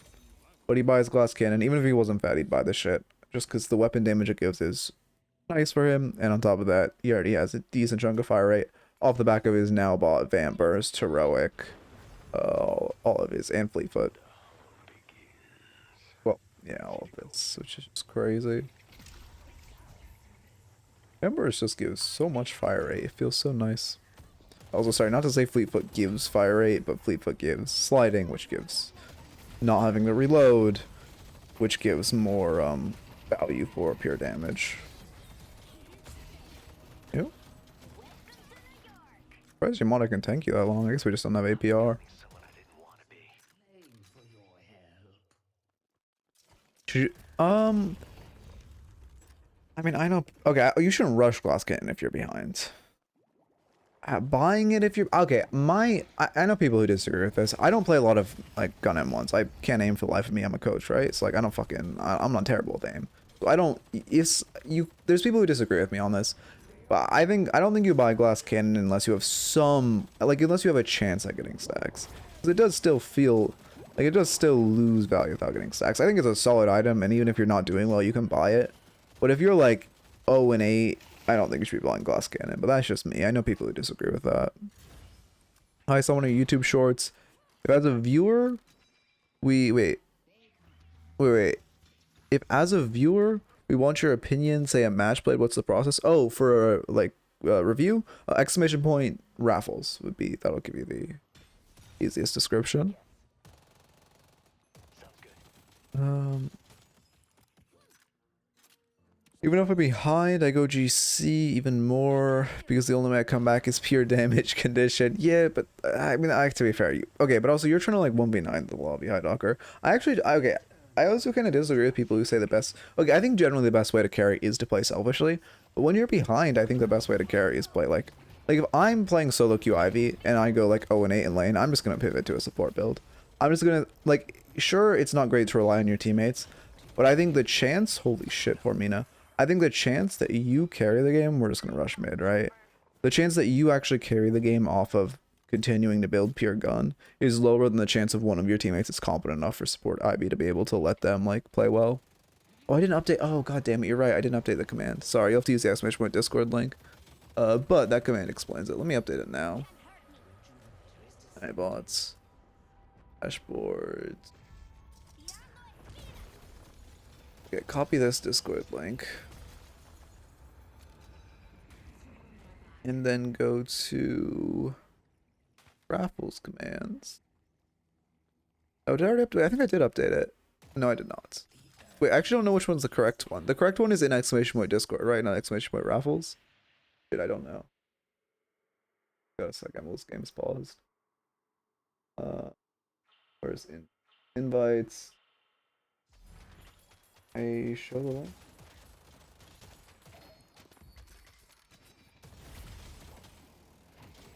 Oh, you can watch Hideocker Merc while I get figured out. Server settings, invites. Me is J9.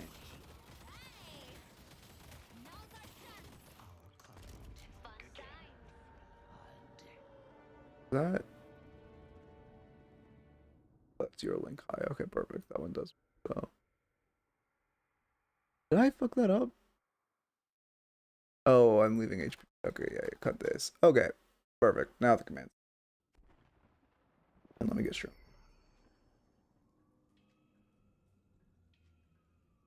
Okay, perfect. This back here. Is it worth to invade and jungle camps together with my duo? I mean, there's context with that. It's good to invade, especially if you're invading lottos. Invading is great in like the mid game. As far as invading with someone, I mean, if you think you're in danger, it's worth to invade someone. It's good to invade with someone. The best thing to do, like if you're, let's go here. The best thing to do if you're like in an advantageous spot and you have a duo. Sorry, I have really bad hiccups. Oh my god. Is to try to take the tower as quickly as possible. Okay, I'll use it on this side. Try to take the tower as quickly as possible, then shove in the wave, so then you can go get the lotto. And then you and your duo can invade together, but try not to farm the same camp at the same time. Just be next to each other farming camps so you can support each other if anything goes wrong. Especially trying to focus invading lottos is huge, because lottos gives a ton of souls, and denying them from the enemies is also really important. Oh yeah, here, I'll show you your graphs. Oh, that I copied. Okay. Player damage was not bugged. I just soloed all the walkers as a priority. Yeah. I mean, also, I feel like all your damage netted kills. And that is... Let's look at your damage breakdown. Yeah, let's see. Where's your... Katsu did 2k, Stormform 6. Actually surprised your Katsu only did 2k. Would it be good to farm camps together since they share... you do it faster. It's better just to farm. I mean, technically they share, but it's better to farm. Again, it's the best thing you can do is invade lottos, and it's better to just farm camps next to each other. Because it does still decrease your time, like, farm per second if you're farming camps with someone. Unless it's like a T3 and you actually need help on it. I only 1v9 after lucky shots. I still play quite safe from glass cannon, but lucky shot makes me Thanos. Yeah, look, I honestly think... Well, okay, gun doesn't need a nerf by any stretch of the imagination right now, but I think lucky shot is fucked. The fact that it just gives a blanket plus 30% damage is crazy. Also, thank you for the follow. I do not know how to say your name, but I appreciate the follow. OG Sky. Holy shit, OG Sky. Thank you for the follow, Sky. Yeah, lucky shot is just an item. And then you get vampiric and you're fucking unkillable.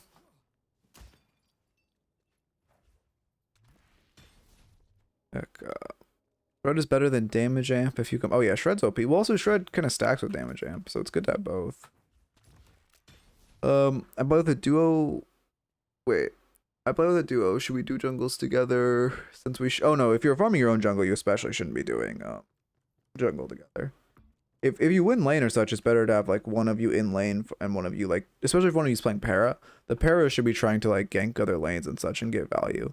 Well, your Yamada should be like, well, I mean, Yamada doesn't feel great in a solo lane, but your Yamada can be holding down lane and farming. Which again, not a great role for Yamada, but para has a very good gank and very good like pick potential. Okay, let me get a new raffle up.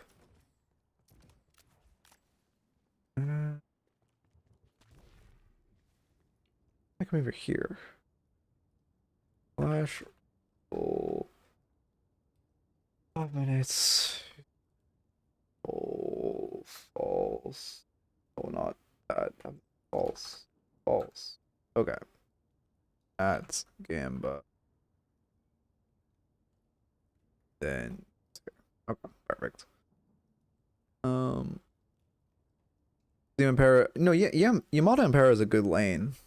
I mean, they play fine together. I mean, if you're playing with the duo, just kind of play what's fun. But they're a fine lane together. I just mean post lane. It's better if you can get one of your other teammates to catch the solo wave. And like Yamada can go try to fight, and you can try to look for picks. It's good if you can get like one of your M1s in the solo. What should be my focus as Yamada other than winning lane and getting farm to be a carry? Oh yeah, wait for the ads. That 7 ads is insane.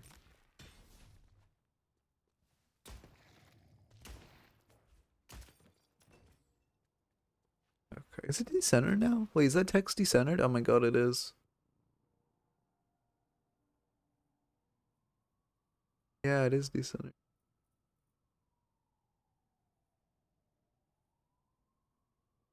There we go.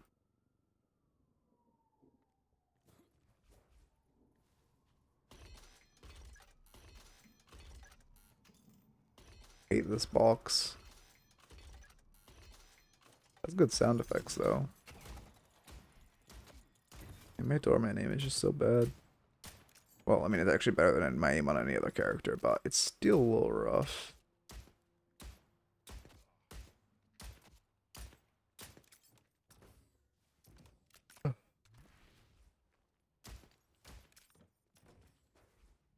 How much time do we have left on the raffle? 4 minutes? Okay, we got a second.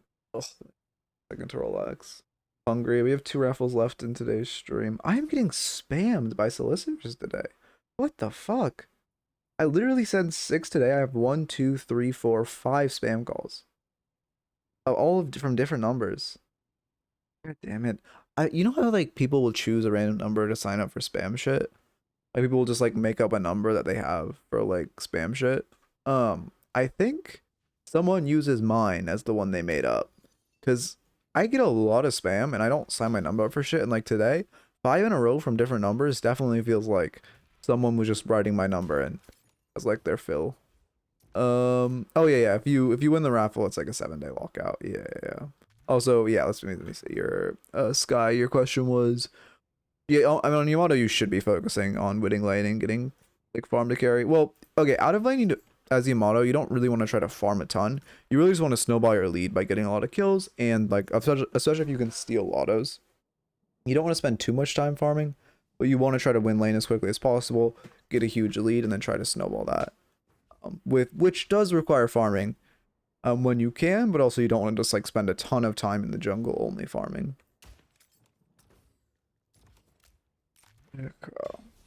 Yeah, I love like doorman because you just put a door behind you and you just go steal their lotto and you're completely unpunishable. I was not holding A there. How the fuck did I go to the left? Allow me to be your guide. I mean, this town, like, I love how the game looks now. The game looks so good. Actually great. Thank God we got an actual nighttime. Like, looking at the old game is crazy. It's like night and day.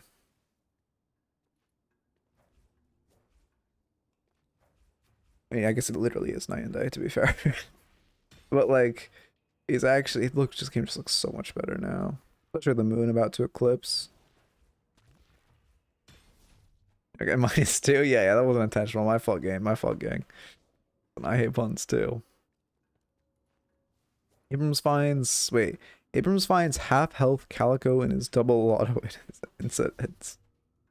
Yeah, that's what I mean. Listen, I think Doorman's the best for invading camps because you can just put a door behind you. What should I focus on as Yamada other than winning lane and getting farm? Oh yeah, oh sorry, no worries. I think I read that question wrong when I answered it. But yeah, anyway, I mean, it kind of you just kind of want to try to get other lanes ahead. You want to use your lead to snowball, right? Like if you win your lane dominantly and you get a bunch of farm to get ahead, just making sure you're going in your other lanes, giving them an advantage, and just trying to keep snowballing your lead as much as humanly possible.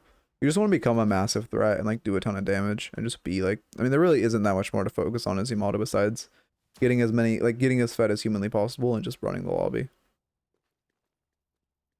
Does the time of day in game depend on the time on your computer? No, it's always dusk. Because like the lore of the game is that the reason you can summon the patrons is because the moon's about to eclipse the sun, and like that gives the fucking, I don't know, like I can't even think of a bit, but like, you know, whatever people who believe in astrology say, the Mercury's in retrograde, so that means they can summon the patron. God, man, I remember hearing that shit all the time. Okay, Arcanist Shiv.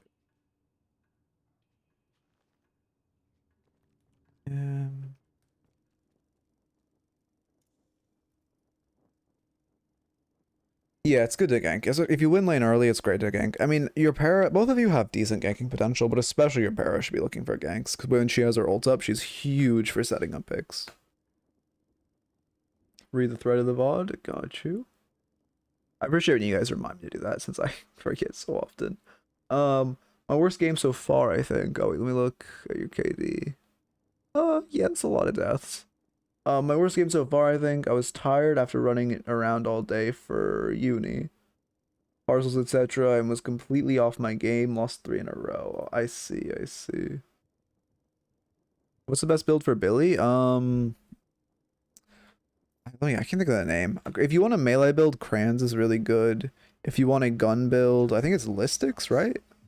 I can never find Listix. I guess sorry, this is one build I had for the video. If you want a melee build, Cran, very strong melee builds. Wait, what? What's his actual build?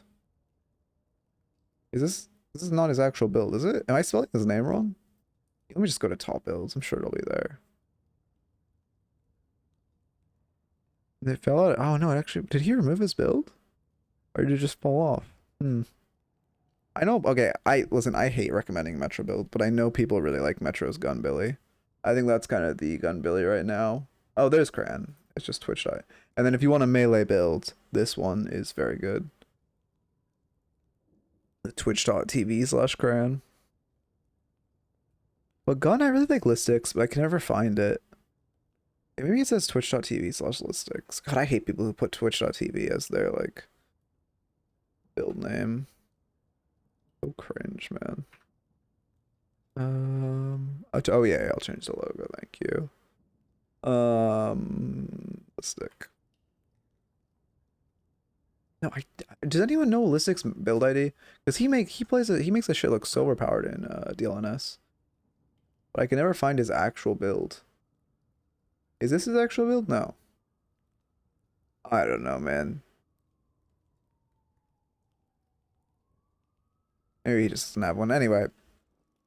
Oh, why are Lottos more important than other jungle camps? They just give a ton of souls. Lottos just give more souls than any other jungle camp, and they give the 4 buffs, which are great. But they give a very, very insane amount of souls. Okay, get the Arcanist logo on screen. Arcanist, and then get slash. I should have been more locked into that High Docker VOD. That actually would have been a good YouTube video. I tangented at the end too much. Slash marker Arcanist Shiv. Whatever, the YouTube VOD will do fine. Why is matchmaking so bad? Because we don't have actual ranked and we don't have that many players, and I don't think they really care. I don't know. We just haven't gotten a matchmaking rework in a while, but it is terrible. But when the game comes out, we'll get decent matchmaking. Why did I start recording now? I'm not even, replay isn't even done. Okay, delete this, have this for later. Eternus Ivy, we just coached, and then come to Oracle, not Oracle, Arcanist. Shiv. Okay. Just getting so bad I might actually try the knife build for Shiv. I mean, knife builds. I hear Elo knife build's good. Because people won't build debuff remover that much.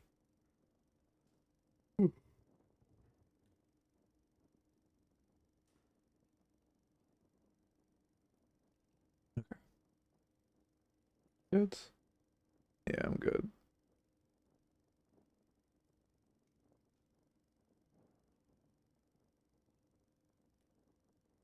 I need a good YouTube VOD today. Well, I guess I don't need one, but I'd like one. That, maybe the High Docker one is just a video. Yeah, you know what? Fuck it. If we don't get anything better, why not? Sure, I went on a couple tangents, but the video will still do fine. Still like a solid video, it just is a little subpar. I guess I could edit it, but you guys know me. Slash marker Arcanist Shiv. Have this here, have that on screen. Okay, we're perfect. There we go. We swapped into this lane. Interesting. Oh yeah, this is a better lane for us. Because we have to be melee range into drifter, which feels rough. I beat a lot. Yeah, no worries. We'll go into like, I mean, it's good you're submitting a game where you do poorly. A lot of people like have ego about that. Yeah, this is bad. You get your dash, but like, okay, even just looking mathematically, your dash does 75 damage. His rend does 102, and then on top of that, I mean, the cooldowns are the same, but he's just worse. It's worse if you take this. You're taking more damage. And then also you're a Shiv without dash who's now stuck like under there. If you can avoid it, you never want to go into a drifter's face. That's crazy you got parried there. Unfortunate though. Again, as far as parry training, I always recommend because they were both kind of meleeing a lot and pretty parryable. As far as parry training, I always recommend just going into the sandbox and going to the, the gym, going to that parry bot and just trying to condition yourself to just, first you want to just condition yourself to parry it, then you want to condition yourself to parry off audio, then you want to condition yourself to parry off audio while you're like watching a YouTube video or like not even paying attention to it. We need the melee bot in the hideout, true, honestly. Yeah, it's definitely better to focus wave here rather than skirmishing. I mean, they have a whole ability on you. Ooh, that's unfortunate.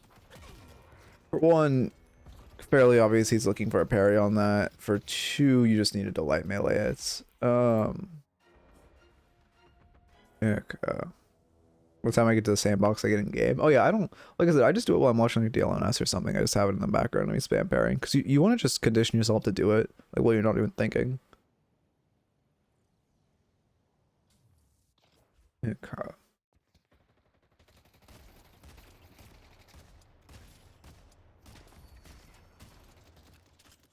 Do the SK method. What's the SK method? I feel like that sounds like a setup, but you know what? I'll ask. Well, what's the method? Also, again, we're looking for a fight. I mean, okay, your main issue here. Okay, wait. SK learned how to counter Deadlock in SF6 by putting a video of its sound effect while he was doing something else. And whenever she heard it, she would press the button to counter it. Huh. Would it give positive feedback when it was actually parried? Or would it just be you would just hope you actually parried in time and not actually get like feedback? But that's kind of what I do with the range, although it would be nice if it was more randomized. Okay, also I was gonna say, your issue here is you're still trying to fight. You're down like, I mean, you're almost down 1,000 souls in this drifter. You should not be trying to fight. You're down a full ability on him. You're down, actually, you're almost down 2 abilities at this point. You're down so many souls, you could not be trying to fight here. That's your main issue, is just you keep trying to fight. You know, you're like playing at tower at this point with how behind you are. But she would unconsciously learn to press the button when she heard the sound effect. I mean, yeah, again, we just cannot be dashing here and dying. Ooh, I got buried too.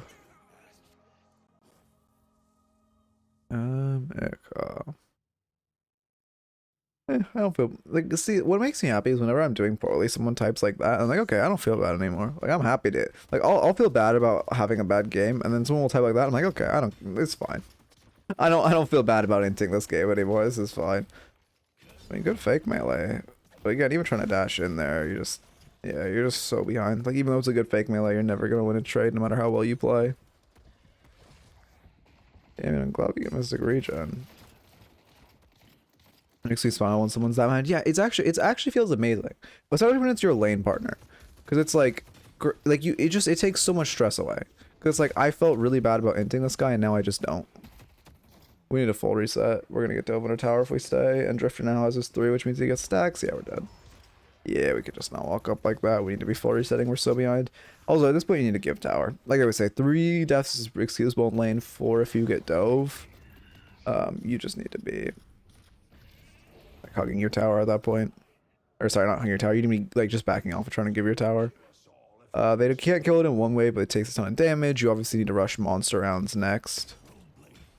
And then once you have monster rounds, you just try to stall this wave, but you cannot be looking for a fight at all. You need to be playing like super defensive and passive and just hiding behind your tower. Yeah, that buy should be monster rounds, not saving for... I don't even know what T2 would be saving for. Because the only other understandable item I would see would be like restorative shot. Oh, you might be saving for cold front. Again, just trying to engage. I mean, they have ults at this point. This is just not a good fight at all. We're down almost... There's almost double our net worth 5 minutes in, which is really bad. Getting the buff from him right here would be strong. That's what I'd look for. It's insane you guys have wave prio. But I would just look to grab the buff. It spawns in next wave, I think, with how my timer's desynced. End up buying Radiant. I see, I see. I mean, it's good sustain. It's a very early rush, and like at this point again, what you really need right now is sustain, which, to be fair, Radiant gives that. But my build right now would be Mystic, Monster Rounds, Restorative Shot in that order. Because you need to be keeping these waves away from your tower. It's insane you guys have wave prio. I don't know why they aren't just running at you and killing you. Yeah, we get bridge buff now, which is good. Yeah, almost like he's 2k up on you. Sorry. Why is sharing jungle camps bad? Assuming just farming it if you share the souls and do it faster. Because you don't... Well, okay, you do it faster, but you don't do it 100% faster. Because having 2 people there, like, running the same route, you're wasting a lot of time just being in the same area and running the same, like... Just running the same route. Even though you like, you have 2 people there, you're losing 50% of the souls, but you're not farming it 100% faster. You're probably only farming it like 80, maybe 70% faster. And also because you guys like trip on each other's toes. So unless it's like, again, if it's a T3 and you like, it's an early or very early and you're farming a tier 3 and you need someone else to help you with it, then it's good. But short of that, it's not great. Like, and on any T2s or T1s, unless you're invading and trying to like burst a camp as quick as humanly possible, it's not great. Yeah, they finally learned to compress souls. Yeah, you have to unstuck. You pause, but your only option is you just press this. That's your only way. You just press escape, go to unstuck here, and it'll unstuck you. Okay, they're teaching that command. That's good.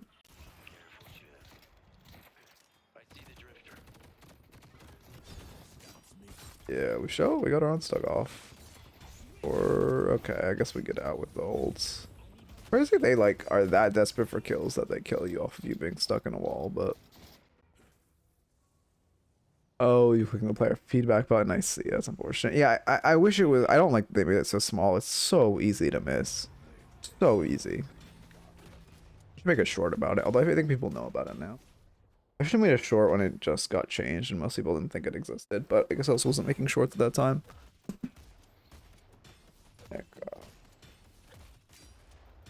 Also, like, worst case, you can type this in the console and it just, you know, does that. I don't think I can say those words without risking demonetization. Or, well, YouTube video, but I feel like Twitch still would not like if I say those words. But you can do that. Let's say me, Yamato, and my para duo hit 6 minutes and we're mid. Should we... Wait, should we go right?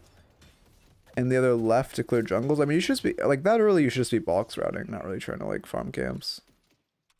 And you guys should be doing different box routes. And then if you really want to farm a camp, you can. But yeah, you guys should be farming different ones. Yeah, Twitch doesn't like when you say that. It's like technically TOS to say it. Okay. I know because I've said it multiple times.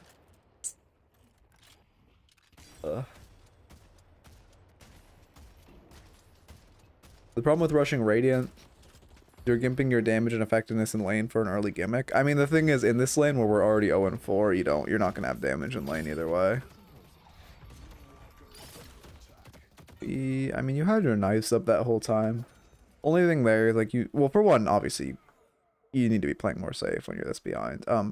But secondly, you need to be throwing a knife at him there. You need to remember your Radiant Rush. If you throw a knife at him, not only do you get the active heal, which is 82, but you also get, you know, the heal per second as well, which would help to keep you alive, although either way you're probably... But if we're both farming, then we took all the jungle for everybody, like, left and right. I mean, at 6 minutes you want to... Well, okay, then you should see box routing. If you're talking about, like, pre-actual camp spawning, you should just be box routing. I have a video, well, the video is not great, but I have a video on box routes on my channel, like all the best box routes. Can I make an updated version of that? I have to wait till a map rework to make an updated version. That video is like kind of shit though. Okay. Yeah, again, I mean, if you look at your map, we just can't, like, post tower, we cannot be walking up like this. It's crazy they're not ganking. Like, we cannot be walking up like this. We're just always gonna die. You or Victor's gonna die here. Yeah, it looks like it's you. Yeah, it's you. You guys should not be walking up like that. I mean, good parry. No point in wasting your ults. You have no chance of him being in the execute threshold. You're just putting it on cooldown for no reason.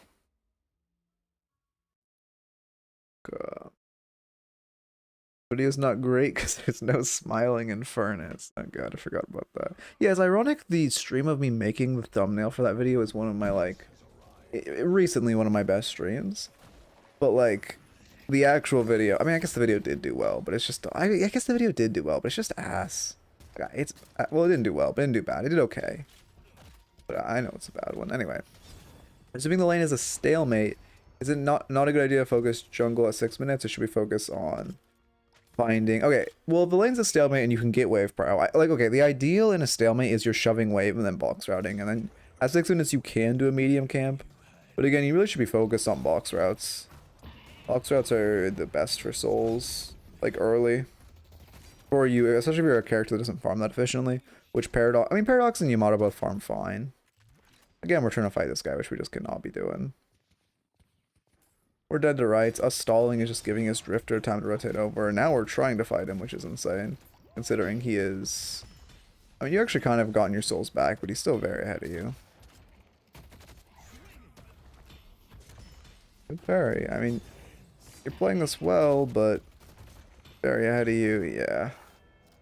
Like, you almost outplayed him, but it's just never a fight we should be taking, because you're, you know, 2k below him.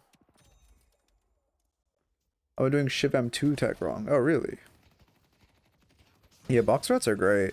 Again, I have a subpar video on my channel about the best box routes, but it's... well, it's not bad. If you have more than, like, 50 hours in the game. I don't know why I'm dying. It's fine. It's not crazy, but it's fine.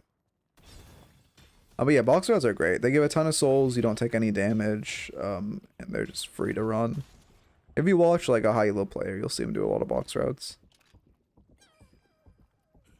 For players that haven't been doing box routes, how much better is box routing now? I mean, in the early game, it's the best way to make souls.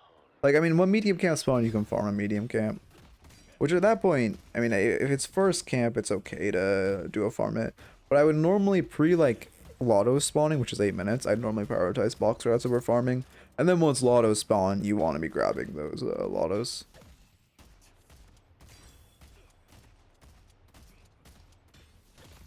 EG on right or A with left instead of doing the opposite? I don't know. Wait, I've been pressing the direction strafe key with the direction I'm facing. Oh, I see what you're saying. Just haven't been like, oh, for like right click moving around. Okay. I see. Yeah, I mean, our build's pretty rough. I mean, I mentioned, honestly, if you just didn't have Radiant and you had the previous items I mentioned, I wouldn't mind the build. Pushing tower, I mean, we have to give Earn. You should not grab. I mean, great job getting the flex. You guys don't fight this iron. You guys are down 7k at 13 minutes. This is not an earny fight. Straight up. When your team's making the call to oh, that's a Mina kill. Your team's making the call to fight it for whatever reason. You should get another knife in her and she dies. Ooh, unfortunate, but she does die. I respect stealing the bag, honestly. Even when we're this behind, I respect stealing it. You get bag. All of your waves are shoved in, which isn't great. Can I get a rocket jumping hero? I'll literally hit Phantom in 5 days. I mean, I'm sure one will come out eventually. This is the time where it actually isn't bad to fight. Because your pocket's not coming over, never mind. I was gonna say, if your pocket was coming over, which they should be, it's not bad, but pocket is not coming over. There's Bebop. You guys are focusing Billy, which is bad. You need to be focusing GT here. Your fight prioritization has gotten better, although we are... I mean, yeah, we're kind of a little zoned in on this Billy. Great parry. I mean, your parrying has got better. It just took a second. Yeah, you can't right click in between melees if you have like. I mean, you can, but you can't do it from far away because the distance it flings you back puts you in a bad spot. You need to like do it like very, very slightly and be able to walk forward and to remake the distance you lost. I don't know why I rushed Radiant instead of getting Enchanters and then Cold Front. I mean, Enchanters also wouldn't provide that much value early because you're never going to be healthy when you're this behind. I would just go, again, Monster Rounds is good for survivability, Spirit Shielding isn't bad. Oh, it's the whole Goon Squad, okay. Sorry, I was kind of like on a tangent. Let me look at exactly our split there. See the information you had when you split that. We see our teammate dying. Okay. Your splittings. You see a lot of them on maps. You choose to split this because Haze is there. Okay, I like shoving this wave. We see 2, 3 switches. Okay, I like splitting this. This is fine so far. You know they're folding back on you. We should start backpedaling now. Yeah, greeting this wave is where it gets bad. Okay, fundamentally I like it. Only issue is you need to route out here. You need to route out up. You know they're going to try to cut you off, so you need to just route out up this rope and go to the roofs to get out. Other than that, I do like the decision making. It's just your routing out is always going to doom you to die.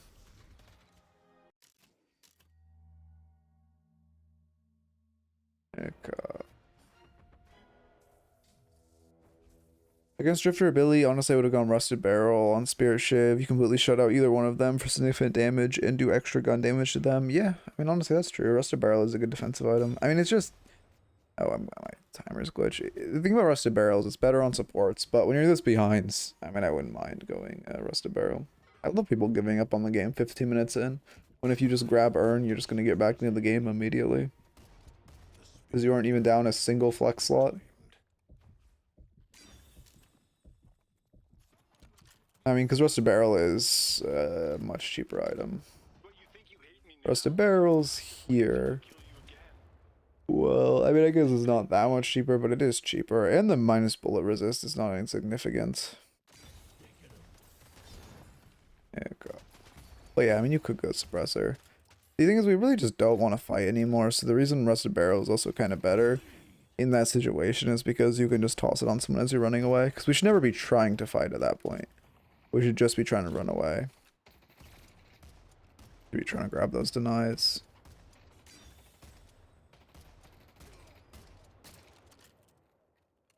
There we go. Look at... No, I don't have any knives up. What happened to our knives? The fuck? A dash is a little risky. I would just go behind the minions and dash back. You should not be trying to fight this. Again, I mean, okay, there's so many reasons it's a bad fight. First off, map. First off, classic situation I talk about where you know, no one nearby, right? Wow, that was a terrible circle. Shift F9, there we go. What is that? Okay, you've no one nearby, right? And then secondly, so you know you don't have backup. You know as a fact you don't have anyone coming to back you up. All you have to do is to run away to Walker. But then secondly, you're down 3k. And then thirdly, you're on the side of Urn, which is the comeback Urn. So you can kind of assume this is their strong side. Yeah, I do need to learn how to draw balls. So you can kind of assume this is their strong side because they should be trying to defend this Urn. Again, this elo that's a little a little there's a decent chance they're also not thinking about it. But on paper, they should be their strong side because it's earned side. And then for the fourth reason is your strong side. You have 5 people on the left side of the map, right? Your strong side is your left side, not your right side at all. You don't want to be taking a fight on the side of the map. Yeah, there's Calico. Yeah, we just get ulted and now we're dead. You should be running away now. Again, we're still trying to pedal in while we're 400 HP for no reason. Your team gets there, which is crazy. Respect to them. I think they double boosted. But we could probably live if we just backed out.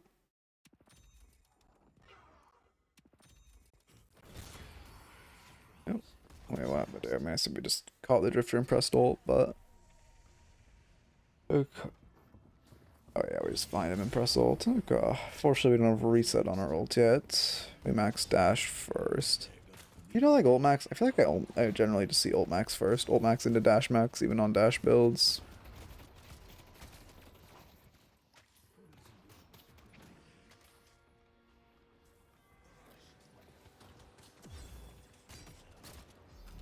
I'm getting about 6 frames per minute here. Ooh, is that for everyone? My shirt apparently has been a little weird today, but my Wi-Fi is fine. So I don't know. It might be Twitch servers. Yeah, good kill. At this point, again, Earn's great. It's on our side. We're next to it. We just got a kill advantage. Running Earn would be amazing right now. Whenever you're behind, you should be thinking about Earn because it's the comeback mechanic in the game. You should not be trying to fight her. I like the dash for getting her and finishing the creep, but at that point you'd be backpedaling. Audio's fine, video skipping a ton. Interesting. Anyone else having those issues? Oh, really? For you? Okay. That is strange.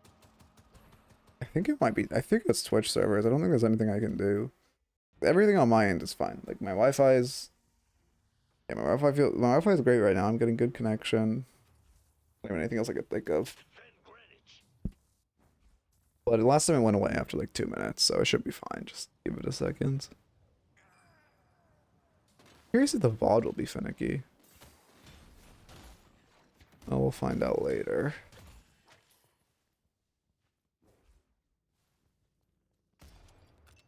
I mean, this is a YouTube video. I can stop recording. If anything on my end, this would stop it from tweaking if it's like a machine issue, but the computer's not that hot either. But I don't think it's that. Yeah, okay, we're back. Okay, we're still trying to. Okay, we should be getting out. Oh, we fucked our dash. We should live. I mean. Oh, that's. Yeah, there's no reason to ult there. Also, we should just be backpedaling. Yeah, there we go. Damn, Koala. That message got blocked by automod.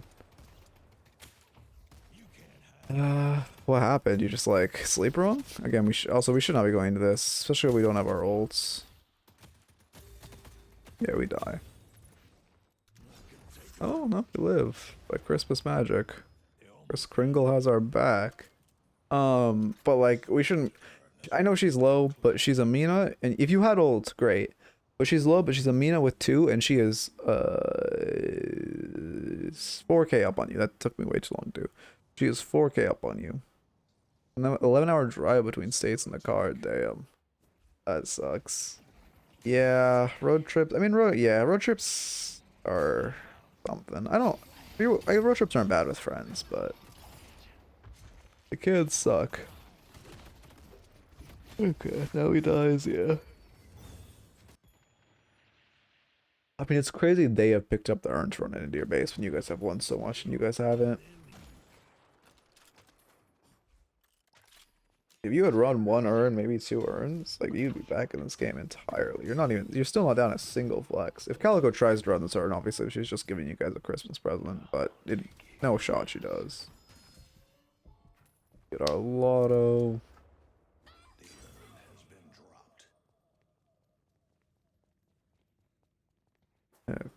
We are gonna grab this way. If they're trying to run it, I mean that's a Christmas present for us. We're just gonna split the walker. I mean, I like this play if it happens sooner. The issue is we're splitting it so late. That being said, we don't do that much in the fight. Oh my god, your team's losing. How? You need to be splitting this walker right now. Well, they're running, or they're like, they're 5 on the side of map. You should be trying to split. Then Billy shows up and you should run away. But at this point, also, you got your soul lead back with Billy. He can't really 1v1. You know no one else is there. Yeah, I agree. It's anti-spirit burst. I normally don't recommend spirit shielding. I normally am pretty against the item, but it would be good here because you can't really justify reactive when you need defense. Well, like I say, I'm not normally really against that item. I do think it's a solid item, but I'm normally just way more pro reactive barrier because it scales so much better. Yeah, I mean, the way you really come back from a soul difference is just respecting the enemies and playing safe and not trying to fight. Like, your biggest issue is just you continue, after that, like, first and second death, you just continue to perpetuate, like, their lead and just get further and further behind because you kept fighting. Yeah, exactly.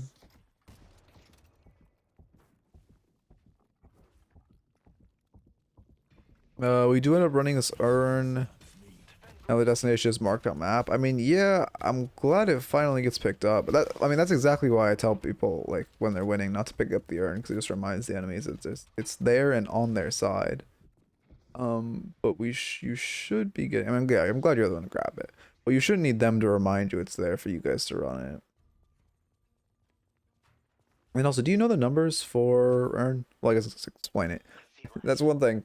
Well, anyway, I've been doing some like one-on-one coaching recently. That's one thing that is better. I can just ask questions versus it's more efficient for me just to explain the numbers than to ask, since you have to wait for like Twitch lag. But it's the first urn is 15%. You have to be down 15% souls for it to be on your side, and the rest of the urns are 10%. Okay, thank God it didn't matter that we walked off there.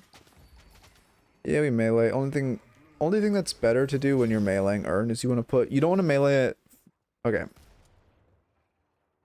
You don't want to. Oh my God, your team's fighting here. Okay, we'll look at this fight and then we'll go back. I mean, good movements.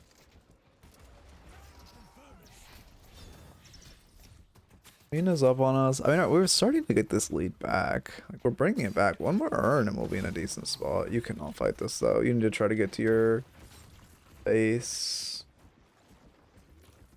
Right now, I just like. I have to go mapped into the drawing thing. Your best option is just routing out like this. That's your really only way out. You could try to grab Zip and jump off, but both GT and Drifter have a decent chance. Drifter can hear your heartbeat, so you have to be quick about it. But if you come here, and you could even hit this vent and then wrap around like this around them by hitting, I'll just show. By hitting like that vent behind that wall too. Yeah, you're out now. You should not be trying to go back in. They actually let you out, which is insane. Yeah, you just kind of walked back in there. They actually gave you an out and we just didn't take it. You'd never be fighting there and you never stand a chance of defending that walker.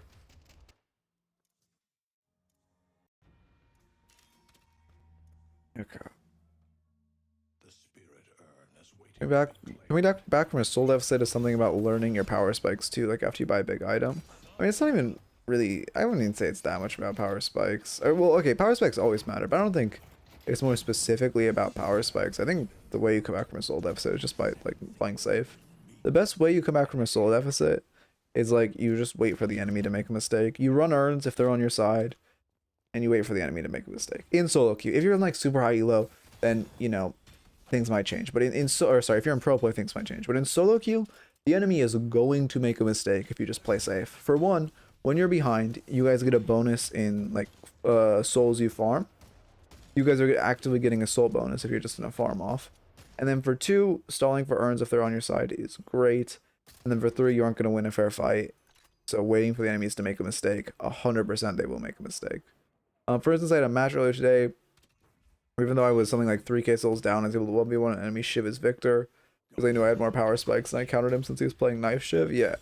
I mean, yeah, to be fair. But that's also just kind of knowing counters more than Spike, I would say. Because you just, I mean, obviously Victor is good into Shiv. And if you have debuff remover or something, you're fine. Knife Shiv can't really do shit to you as Victor because you should already have pretty decent spear assist.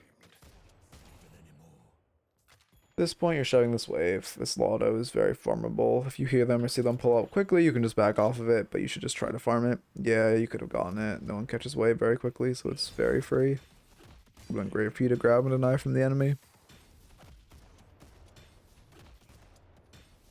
Yeah.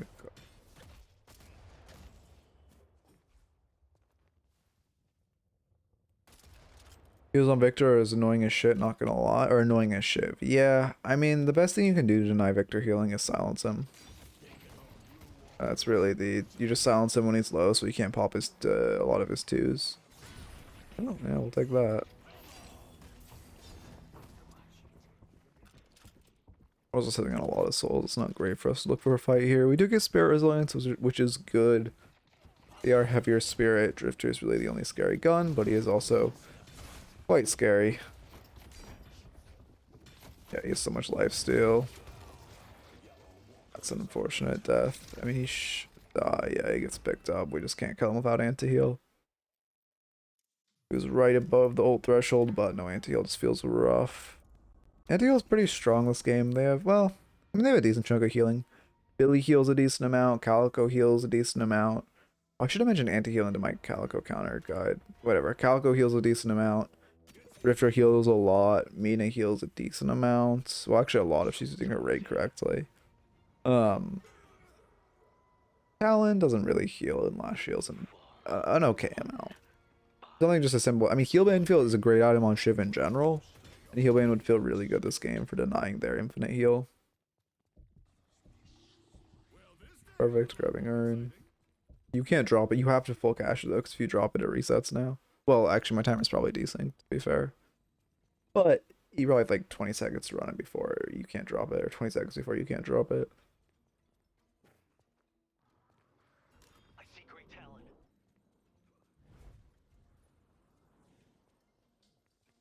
Yeah, you do have to wait for your team. I mean, you either have to run it now while it's a 4v4, or you have to wait for your teammates to respawn. Yeah, you get it in before Mina can show up, which is good. Uh-oh. Now it's gonna reset. Yeah, that sucks. That's not really on you, that's on your Infernus for not parrying though. They're just throwing themselves at you one at a time. Okay. And that should be a free kill. Yep. Okay, we'll take that. Yeah, Sling X is, I mean, Sling X is in general a great item, but yeah, it is great into Lash, amazing into Mina, like, genuinely phenomenal into Mina, and good into Calico. We want Infuser next. Okay. We just don't have that much damage. Like, I know you're a dash Shiv build, but like, we have so much defense with Radiant, Spirit Shielding, Infuser. We just don't have much offense. Our only offense is like Torment Pulse, like Cold Front. I mean, I guess also extra Spirit, but that doesn't have Spirit. We need more offense in our build. And we have Bramble for and Enchanters for even more defense on top of that. Okay. This is one of the best kind of drifters. He's like, oh, I'm 18 and 7, I'm doing better than the Lash who has... I mean, I guess he has slightly less KP, but he has a better KD, and he has significantly more farm. You guys should go mid, though. The mid call is correct.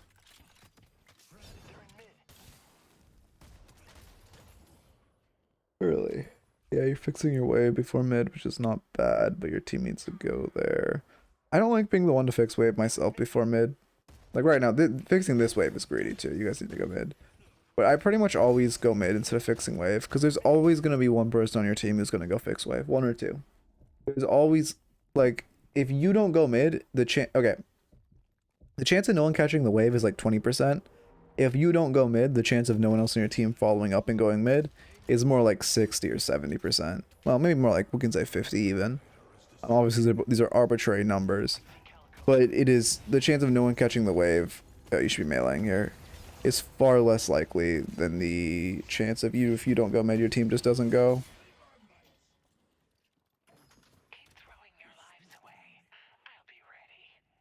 Someone should grab Urn now again. You have Rejuve, just run the Urn for free. It's neutral, there's no chance they contest. You should just take your free VODs. Yeah, all my on-stream coaching is entirely free. I do a tiny bit of like, if people really truly want individual coaching, and I don't recommend it, I do off-stream that like is actually paid, but like I don't recommend that. But like all my on-stream is completely free. Check earlier message. Let's see.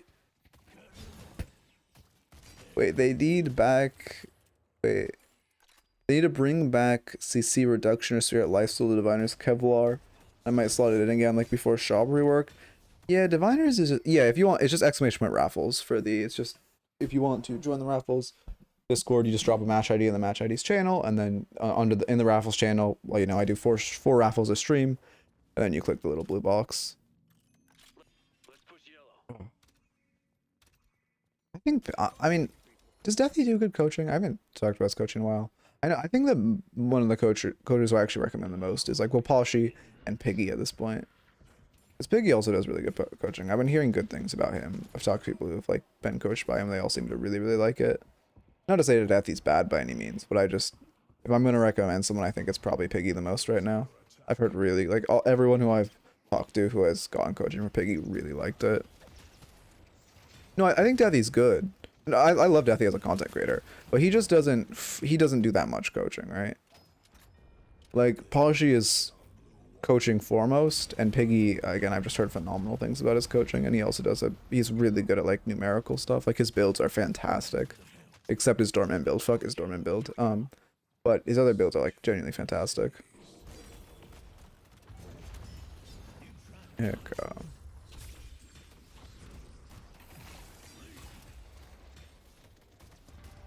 Pasha coached our DSI team. He's pretty great IMO. Oh yeah, I think Pashi's I think Pashi's great as a coach too.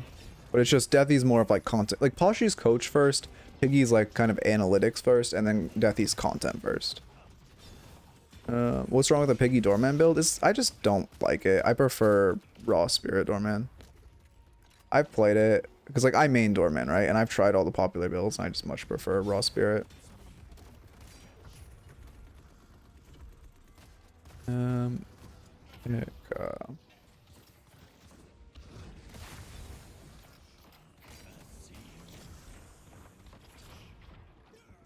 what am I saying? I'm focusing. Okay, anyway. We should get Patron on. We should be focusing Patron right now. We're kind of just running around, but like we should be shooting Patron. I wouldn't use our knife there because your team is probably gonna stay. You have a, well, I guess you only have Drifter dead off unless you, yeah, actually you can't stay. Never mind, you guys should back out. I forgot about Lashroll. If Lashroll isn't online, you could make a call to stay. Looking at this, they have like every single key ult online. You have Pocket ult, but they have Lash ult, GT ult, Mina ult, Calico ult. You guys can all try to end here. Even though you have a rejuve, your pocket's unhealthy, your pocket pops rejuve. Hey, you guys are in a bad spot. You see me backpedaling.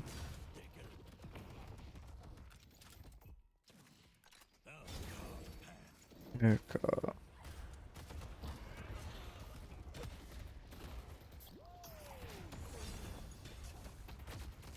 you should just try to backpedal out of this fight. Yeah, we do die. I mean, trying to kill those base guardians with a resistant is never really gonna happen. Professor Lash? No, not yet. Maybe later. It's a stupid trophy on our collector build. The Lash Chad Bebop sucks build. Okay. From an unbiased perspective, do you think Piggy's build is bad? I don't think his build is bad for Doorman. I just don't think it's great. Like I don't think it's great for Doorman. Like I just think there are better builds for Doorman. But generally, I love his builds. But I don't think his build is bad. I just don't think it's like I think there are a lot of other better builds. Well, maybe not even a lot, but multiple other better builds. But I don't think his build is bad. Again, I think Piggy makes phenomenal builds generally. Like he's one of the best people for creating builds.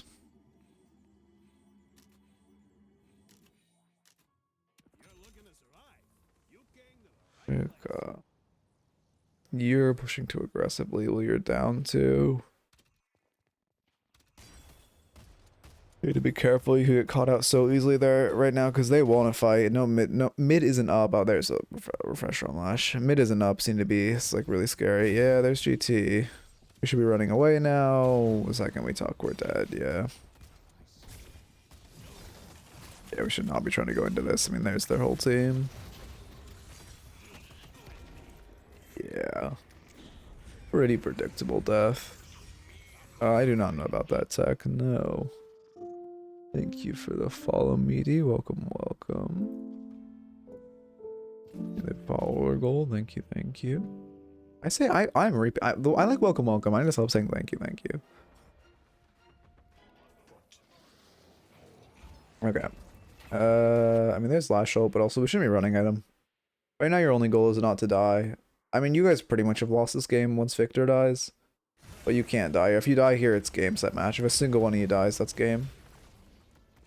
Yeah, there's Bebop. You get Refresher Soul, but even without that, the second Bebop dies, it's game. Because now they just end. They would shoot the patron at the ends. What types of VODs should I put in the raffle? I have a game where I had hard carried, but just couldn't win because I had some bad teammates. I kind of want to know what I could done to carry harder. I mean, in general, VODs where you like carry aren't as good because there's less. There's a certain point in the VOD where it's just like, yeah, you're very fed, so you just kind of run at them and kill them. But I mean, there will also be mistakes there. Are they not ending? What the fuck is happening? Huh? How did they not end here? They had the freest end of their life. They had 4 of you dead. And Patron was like, they just knocked Patron. 4 of you are still dead. You need to contest this mid. If they get this mid, or whoever gets mid, you lose it. Or whoever gets mid wins. You like have to contest this mid.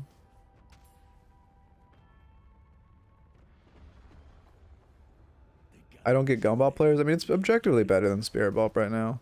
In higher elo. Because, like, I mean, I guess in lower, mid or lower elo. Oh, you're trying to go for a back door. I see. In mid or lower elo, yeah, you and Farner just going for a back door. I respect it. It's your only chance of winning the game. Yeah, Lashway Soul. That's huge. Good dash. You just focus Patron. You should not be shooting Lash. You just exclusively hit Patron here. As long as I didn't look at your infuser usage. That's a good attempt. You should not be backpedaling. You cannot leave pit at any point. Yeah, you needed to just hit that Patron. Also, that dash needs to be on Patron. You cannot be focusing them here. You had a chance to base race, but you could never leave pit there. You just need to stay in there and try to kill it. I mean, is your pocket gonna try? Your pocket's trying.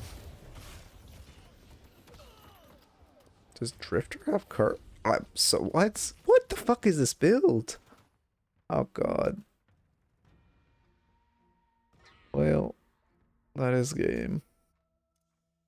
Yeah, this game's gonna be over when the skip goes through, right? Yeah. Oh, should I give VODs right a really hard time? I mean, just a game where you played neutral, I would say. Like the best VODs are just a close game where you played okay.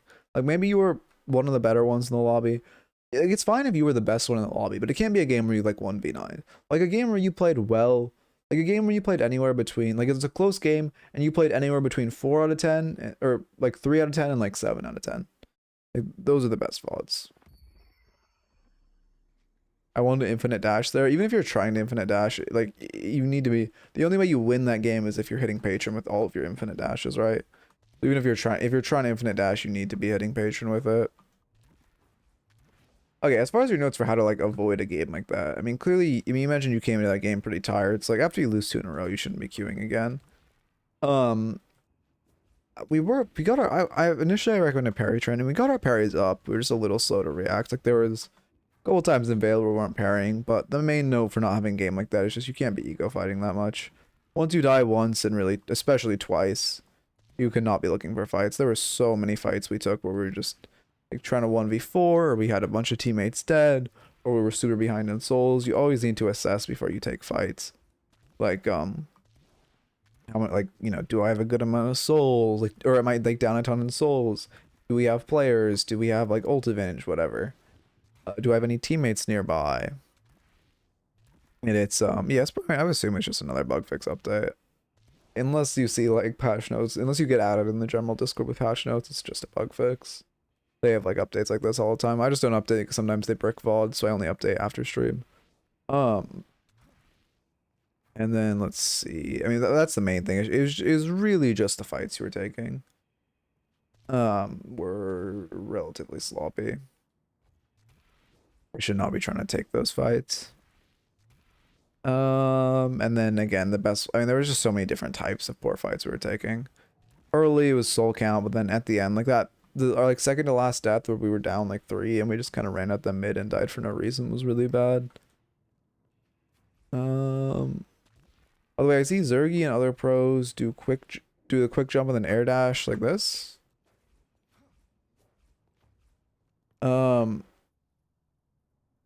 Not buying stamina master, does it actually make you go faster and better movement? I mean, yes. I mean, yeah. Normally you would like combo it with like a wall bounce or something to like the most efficient movement. Not the best with my movement, but something like that. So I think I'm still griefing because there's like not enough space to do it well here. You can also do it if you do it into a like wall, it feels really good, and then you wall bounce at the end because you get more length if you do it into a wall, and then wall bouncing at the end gives you a huge amount of movement. Like that. It's okay. I think unless doing it into a wall is the most efficient way to move. Diagonal air dashing into a wall and then wall bouncing at the end is the most efficient way to move stamina wise. This is a paid chatter. Yeah, it is a paid chatter. Listen, I told you the practice would pay off. But thank you for the raid, Salty. Welcome everyone. How's it going? Much appreciated for the raid. Thank you. So the most as I was saying, the most efficient way to move is to do like a diagonal air dash into a wall and then just wall jump at the end. If you're just doing these like little staggered wall jumps, it's not, I mean, it's fast. I do them a lot. I think technically it's at least very close to not matter. Like technically, I think this is slightly more efficient. But the reason a lot of people just use one stam is like just doing one stam dashes, especially if you're wall bouncing at the end, it's more efficient, right? If you're just doing this into a wall and then wall bouncing, it's more efficient. But just having one stam like movement gives you more versatility, right? Because if you're using 2 stam just to move, you're putting yourself in a negative situation if you aren't playing with a lot of stam. I have not seen the double dash movement bug, but it's doing the diagonal air dashes is good, and it's something that's worth training because it is more efficient than like ground rolling. Like you can see, I've been like training it for a while. And then you obviously run out of stamina at a certain point, but it feels good. It just what was I saying before? My train of thought. It is basically the reason they do it is just it's more stamina. I mean, even though it's slightly less, I guess, stamina efficient, having, you know, not eating into your stamina for movement is good. And if you can hit a wall bounce at the end, it's pretty strong. Okay. And then also, like, I mean, you'll see people do this all the time in like the lobby because it's a great way to practice them. You just get around the lobby with the diagonal air dashes. Okay, as far as the rest of your notes before we start the next raffle, there was just one more thing to add, which is the urn running. When we're behind like that, if you're behind in a game, you should always be thinking about urn because it literally just is the comeback mechanic, right? It's the best way to come back into a game, and it feels huge. It's like if you had run urn there earlier, you guys would have been back in that game much sooner. And whenever you're behind and urn is on your side, you need to be trying to run it because it's the way you get back into a game. And if you can't run urn while it's on your side, the game is already dead. Okay. Shiv diagonal bounce. Wait, Shiv diagonal bounce dash puts you across the room with 1 stam cost. Wait, do you mean like doing them in tandem? Like that?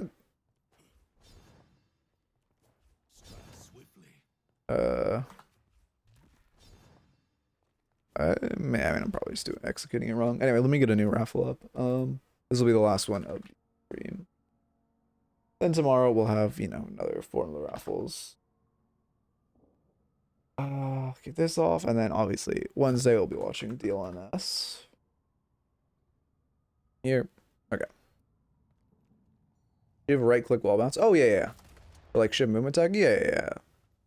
Oh, you do this into an air dash or something. Is that what you mean? Oh, you do it with an air dash. Oh, instead of just doing it with a backwards dash for the movement, you do it with an air dash. Oh, it's actually kind of harder to do than I thought. Oh yeah, that is further. Huh. Never thought about that. You can see, I used to never fail. Like dash jumps are so easy. I have over like, I almost have 2,000 hours in this game at this point. But like, I've gotten so like comfortable with just doing the, like just moving around the map with like small jumps. I'm like fucking up my dash jumps now in lobby. Oh yeah, that does get you further. That makes sense. That's cool. I mean, I know I don't play Shiv anymore, but definitely worth talking about. This is the SK method I was oh yeah, sorry, we have if you posted in Discord, I could see the link. I mean, I assume I know the method. My question is just like when she did it, it's basically what I do. I just do it with the parry bot. But when she did it, did she have confirmation if she parried on time? Like, did she have a program that actually gave her confirmation when her parry was clicked before the sounds? Posted and clicked. Okay, let's see. Perfect. I'm already showing disc. Guys will be able to see. It'll be loud. Okay, good.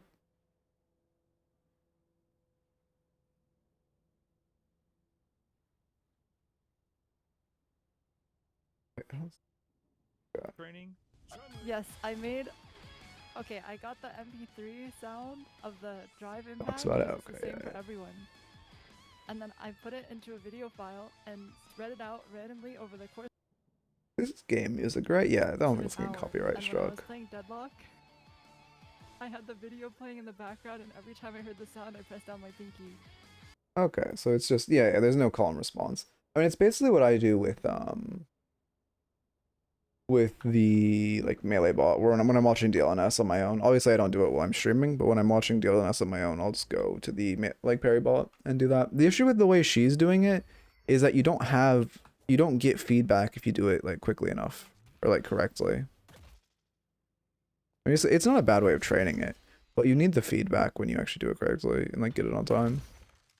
You can see my audio pairing still isn't anything stellar. Is he?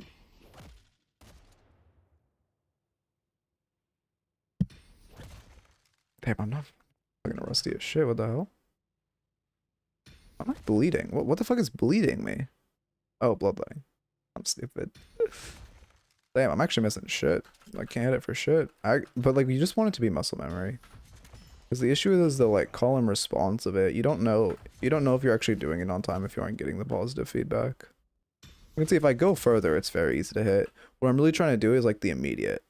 Like when you're immediately reacting to audio, that's the hard part. Once one's like next to you meleeing, you're just trying to react to it. Like often I'll just like cover my eyes and do it. But it's still, I mean, you can see, it's like hard to do when it's close. But yeah, anyway. Putting it in a video in the background is not a bad idea. Doing it while you're playing Deadlock is insane. But having it as a video in the background is not too awful. Oh yeah, let's look at this build. What character, Ale? I would guess it's Shiv, since you didn't say a character. Let's check.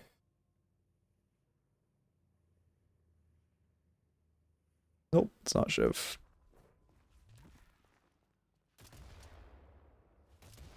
My Shiv is so rusty. Bailey, I see. And I missed the days where I played Shiv. Am I gonna bring it back in the alt? Okay, I also like that build, and then come here. Let's see. May life still start? Yeah, obviously good sustain item, close quarters for damage, sure. Spirit Strike's a strong item. You aren't setting yourself up for that much spirit though. I mean, I guess it's just a strong item generally if you're mailing a lot. What's your max order to see if this extra charge is worth? Okay, you're going points into 2 for refunding your 1. I don't think you need to extra charge this early. Rest seems fine. Are these just not in order? Yeah, okay, these aren't in order. Then I think it's fine. Assuming these aren't in order, these are all solid items.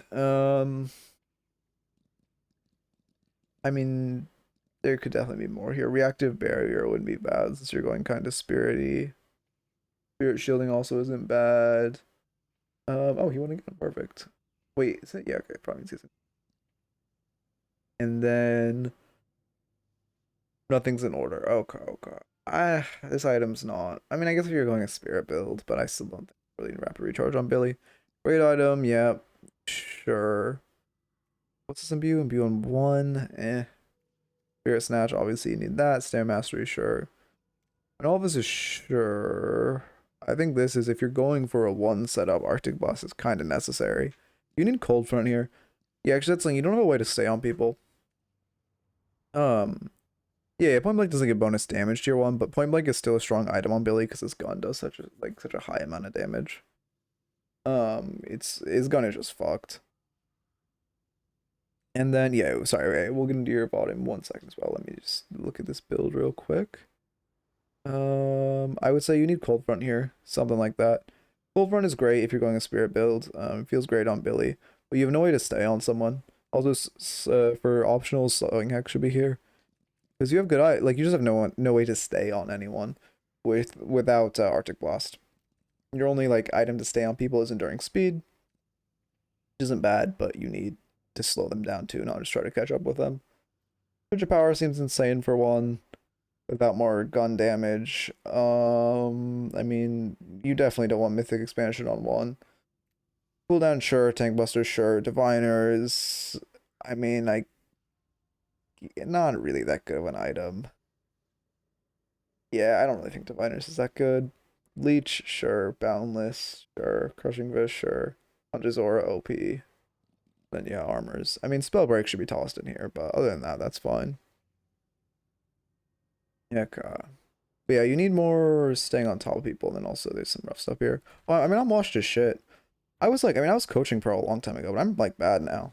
For 1, I don't really want to go pro. Like if I was ever got to the point where I wasn't bad, because like right now I'm like an Oracle level player. Like I said, I'm very much like into coaching now, which I enjoy more than just playing pro. But also I just don't have the mentality for it.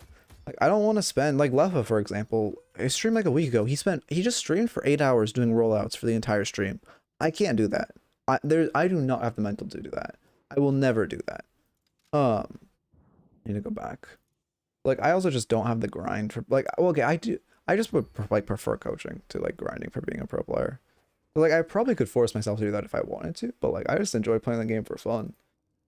And like, you know, another great thing I enjoy about coaching is like if I was a pro, you know, you kind of lose your career when you fall off.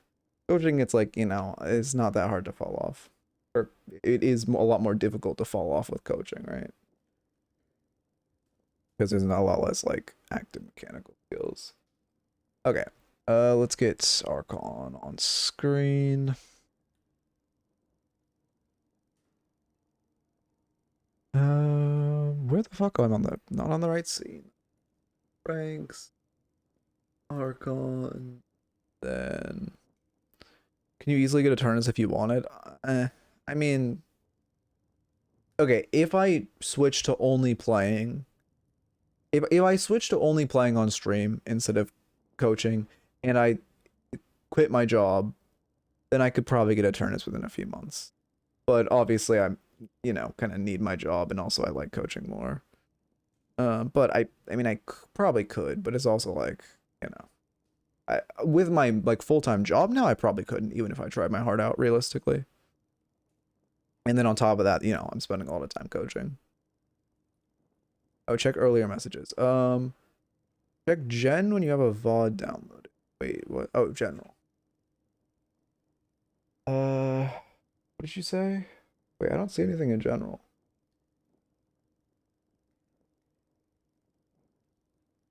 If you, I mean, to get to a turn from like, I mean, yeah, honestly, getting into Eternus is not like, I mean, it's not a, it's not like okay, climbing 3 sub ranks. Like if I was, I don't know, Arcanist and I wanted to hit Oracle, then like that, I mean, that would also probably take 3 months realistically. Yeah, I mean, it's slow to climb up. And also, I'm not a person like, you know, at the end of the day, I am a coach, right? If it was like I'm coaching someone right now was like very good at other games, right? And it's like for him, sure, he could probably do it quicker. But for me, as someone who's much more of a macro and less of a mechanical player, and like as someone who has like dog shit aim, who had like it would take 3 months alone just of daily aim training.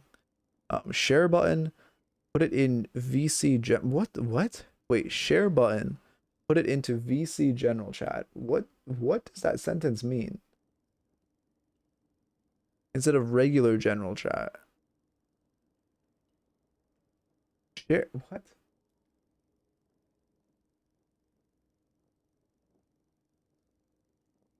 I do not know what you're saying. Oh, check general for Shiv slide tag. Oh, you're showing me. YouTube share button. Well, I mean in general, I don't see a YouTube share button though. Oh, is it not working? The mod is working now. There are multiple people who have been rank 1 and employed. Do not let a 9 to 5 hold you back. Well, yeah, but those people are like the thing is, those people are like people who are good at games. I'm good at like understanding macro and coaching. And like I said, I've been top 10. Like I'm not, or top 10 Mirage, not top 10 overall. Like I'm not, it's not like I haven't been good at a game, but it's just like I know myself and my own improvement levels, right? And I'm far more of like a coach than I am a mechanical player. Send the video into VC general text. Can you even look at VC general text chat without joining the call? Oh, there it is. Okay. I guess I'll look at it. Oh yeah, I mean I've seen this shit slides. You should add Joker with that because I know she was trying to do that shit and she was like, not failing, but she was like, it looked like she was spastic when she was trying to do it. Start recording.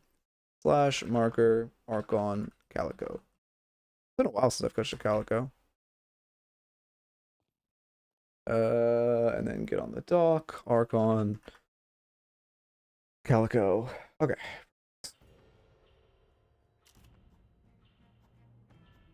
But yeah, I mean, also I have a lot of respect for Wander. He's cracked. Like with having like he's married, full-time job.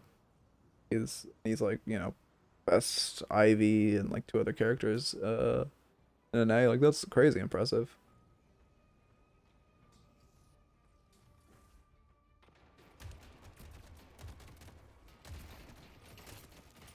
Great one. Okay, we're into Doorman Vin. Oh, this is a rough lane. And we have GT, so we have 2. I mean, this is, you kind of have to play. It's hard.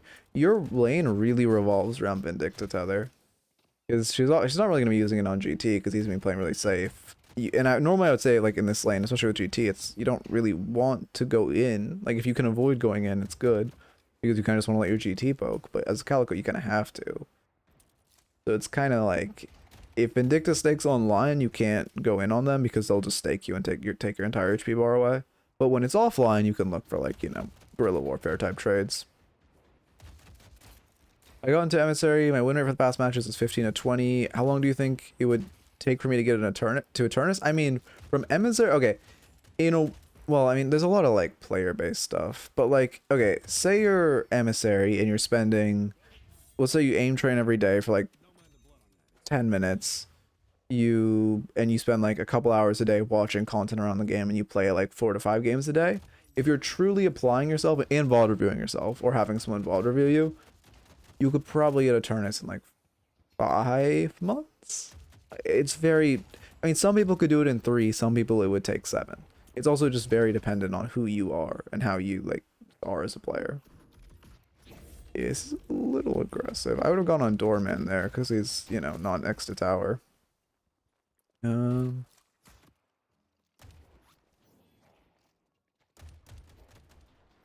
months is crazy. I mean, you're hitting top 500 in that game. That's like, it's going to take a long time for anyone. But especially you're going from average to top 500. That's like, well, I guess the Eternus is even less than that now. It's like top 300, right? That's going to take a while. Yeah, lifesteal next. Yeah, I mean, that's all pretty normal. Standard Calico, you just want to try to proc your, you want to use your 2 to proc Spirit Strike, so then you want to throw your 1 and then use your 2 to proc Spirit Strike before your 1 bombs actually explode, so they have the reduced Spirit Resist when your 1 does the insane amount of nuking damage that it does. Now we get Ava, so we can be really box build. I mean, I like how much we're box riding initially. You can definitely tell we're a Calico player by the fact that we like boxes. Yeah, we just talk. We should run away. I'm surprised the Stormman isn't throwing more bells. Vin stakes online again. This is scary, especially over Crow. We need to be backing off. Now no Crow, so Vin is a little less scary, but we're still kind of wasting time. At this point, they're playing pretty safe. I would just look to hard shove waves and run boxes if they're going to play this defensive. Just kill wave as quickly as humanly possible. Get boxes. You can parry Viscous Puddle Punch, but you cannot parry any other melee skills. Heck, good one. I mean, I'm surprised she's not using tether there. I feel like when you're falling back, you should just get tethered in the open, but doesn't throw it. Wait till your cat form. You're kind of looking to jump swim with cat, but it's much better to have your cat online just to do boxes. Like right now, again, you could just hard shove this wave, go from your church for all these boxes. It'd be great to have. Yeah, pretty much. I mean, yeah. There's no real way to avoid having the melee items triggered.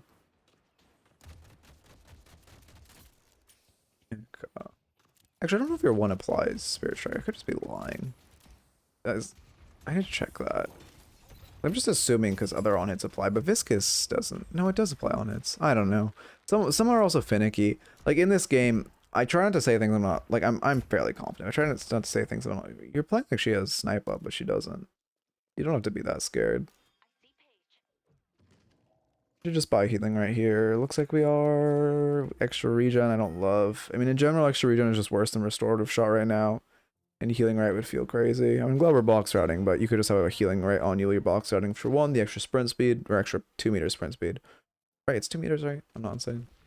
I used to think it was 1, but I'm pretty sure, yeah. 2 meters sprint speed is great. Glad we're pretty on bridge buff. That's great for the CeeLo. But the extra sprint speed is great. 4 box routing, and on top of that, we come out healthy. We got really lucky that it's a survival buff for us. M2 does apply spirit, or 2 does apply spirit strike. Thank you, thank you. I just want to be like extra sure because there's, I don't know, there's so many like weird interactions where it's like, well, obviously slowing hex should stop Drifter from being able to recast his 2. Oh, wait a second, this is a bad ult. You don't, yeah, I mean, that's just a bad ult. Even if you got the damage, you wouldn't have potential of one-shotting this Doorman. I know, I like the idea of going in on him because you have ults and they don't. It is a good time to look for a trade, like setting up your Talon for an Owl. But even if you hit full combo, Doorman's going to stay above 20% HP, so Talon can't kill him. Even if he puts a point into Owl. Confirm, I thought that would be gone. Heck, Lotto's coming up fairly soon. Did I finish my sentence about Drifter? I think I did.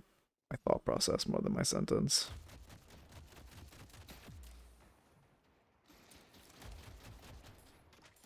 Heck, good spots. Again, like right now, it's pretty hard for you to shove tower. I mean, for one, you have to be really afraid. Walking past stairs into Doorman ult is terrifying, right? If I'm Doorman right now and I see you walking up like this, if you walk like 2 feet up, I press ult on you, I go behind you, I cart you into my tower. You don't have ult, so you're gonna die from that, right? So right now it's really scary for you to walk up because of Doorman ult.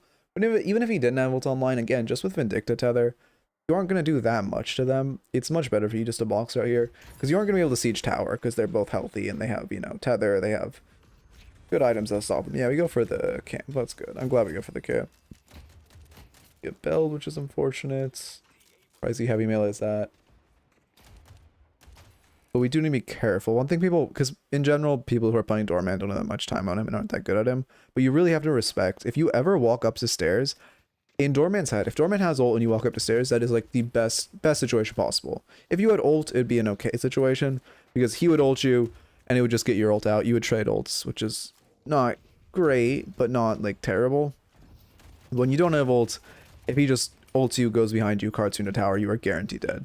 There's, with Vindicta there, Vindicta tosses a stake, tosses a snipe, Crow as well, you have no chance at living. Fortunately, we didn't, I mean, this is a little risky, but now he's unhealthy. Now you're kind of in a better spot, because if he goes for it, your Talon will be able to one-shot him. Yeah, Talon's looking to bird him. He put a point into bird, I'm assuming. Yes, he did. Heck, I'm definitely not thinking about what abilities they have. Yeah, it's super important to, like, monitor that. One thing I've, like, tried to teach myself to do is whenever you go into a game, just try to assess, like, first off, you just want to assess your lane, right? Whenever you start your lane, but also just try to assess the enemy's team comp. Like, right now, I should pause. Right now, I look at the enemy's team comp, and it's like, okay, they don't have crazy team fight. Pagel, good for team fight. The rest of their ults, not that good for a team fight. What they do have is pretty decent pick potential. Wraith can get good picks. I mean, Vindicta, I mean, it's actually mostly Wraith that's carrying their picks. Stormman can also set up pretty decent picks. Like, I look at those comp and I'm more afraid of picks. I look at our comp. We don't have actually crazy team fight either. Hayes, again, also better for picks. And then GT, good for, kind of good for picks, but a different kind of picking role. So neither comp is actually that team fight build, which is surprising, especially considering there's no Holiday, Mo, or Para in the game, who are the 3 best pick characters in the game. But you should assess their comp and be like, okay, they don't really have that crazy team fight, so we don't have to be afraid of that. What they do have is a lot of CC. Like, reactive barrier goes really crazy this game. You should just light melee the machine. When you're running away there, you should just light melee the machine to deny the souls. You don't get it, but you just stop them from getting it, and that's what matters. Sieging tower here, yeah, they're unhealthy. I like this. Should be able to take it. But also, like, they have Vindicta stake. They have Doorman card, they have Doorman ult, they have Abrams charge, they have Abrams ult, they have Page root, they have Page ult, they have Wraith ult. There's so much good stuff for reactive barrier this game. This is like such a good reactive barrier game if you can get it. Also, you could have killed Vindicta there. I'm pretty sure your ult one-shots her, right? 200, she has 130 HP. Yeah, if you just ult after meleeing there, you kill. Ult after meleeing her there, you kill. Sorry, my enunciation is lackluster. Okay. 1 sec, let me check something.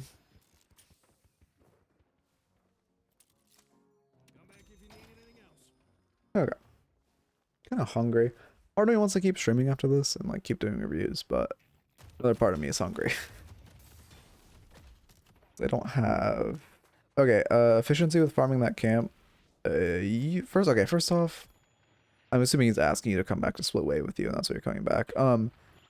Biggest thing there is just efficiency in farming that camp. You should be meleeing the 2 medium creeps. Like, you melee them both at the same time. You should be doing that melee lineup, or at least trying to. It's fine if you fail it, but you should be trying to do it.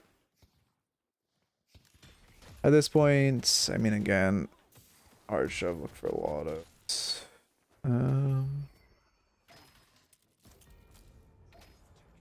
Okay.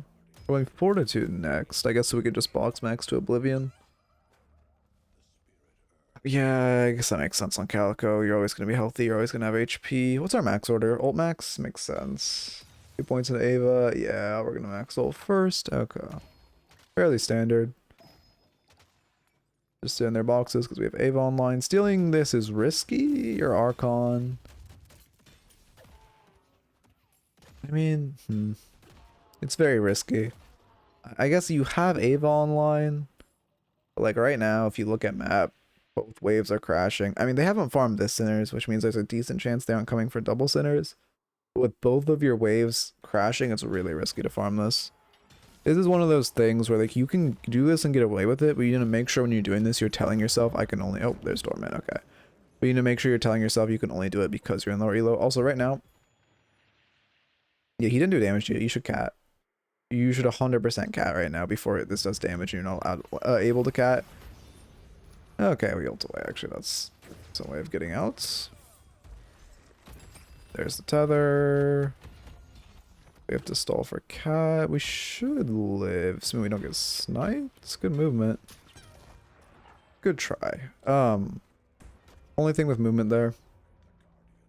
Also, yeah, ulting is 100% better than catting. Right here. This is good. This is fine. You shouldn't wall bounce to the left. You need to wall bounce around this corner. In this situation, I mean, you're probably dead either way, but you need to put space in between you and Venomous Knight coming back online, and their whole team. But you should be trying to, like, melee or just curve around this corner and get out like that, and then try to escape through this veil. That's your only route out. Yeah, it was a very risky play with both our waves crashing. I like a double Sinners invade at this elo because it's... I mean, as Calico, you're good at invading, and in general, you have ult and cat to work with, so it's like, you're not... It's crazy that they just gave this as, like, Calico's nerf to box routing, and they're like, oh yeah, that's fine. But you're not, like... You're not in a terrible amount of danger, but you just need to do it when you have your waves positive. Or you could take one lotto and leave. But it's like when both of these waves are crashing, it's fairly likely they're going to be looking towards this jungle because the people in both of these lanes have nothing better to do. think I could have gone away if it wasn't 3 people. Yeah, you probably could have. Also, if you're gonna ult that, you need to ult before the ult ends, because you need to ult to block Doorman ult. You need to ult to block Doorman ult damage, and also the immediate burst they throw on you when you exit the ult. I love the cat going up the zipline animation. Heck, but also we were off a pretty bad spot. Or we were all away. Like, what's the option? Not. I don't want to say off. I need the opposite of on. We weren't on. Like we had enough souls for a very big spike of fortitude. Like that's a very big spike both defensively and like get around the maply. Oh, I need to. Okay, I need to be manually zooming out. Ah, she dies now. Yeah.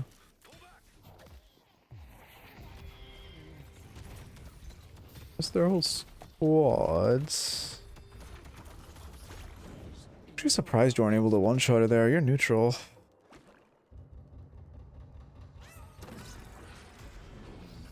Yeah, that's unfortunate. Okay. But yeah, one thing is, sorry, and just like butter. Ulting before Dormant ult ends to dodge the damage is huge. And I don't mind you going on the page there. I think you must have missed T1 ult, that's why you didn't one-shot her. But I definitely think, especially with the 2 melee she took when she fumbled parry, she should have died. Okay. Do you think I have too many greens at this point? I mean, no, I mean, it depends, right? Like if you're gonna, okay, so, you know, when you're trying to fight like on that page, yes, but if you're just box routing, no. Like this is a good build for just box routing and not like playing defensive. You shouldn't be able to die with this build if you're just stealing enemies' boxes. But I'm by no means the best at building Calico, but when you're going for like one-shots on this page, you are very neutered for damage. But if you're playing around GT, and he could just do that. Is he Bird Max? Holy shit, that just a one-shot page. He is Bird Max. Oh my god, I have so much respect for this guy. Holy fuck. Heck, let's say, I did not think that should have followed that page.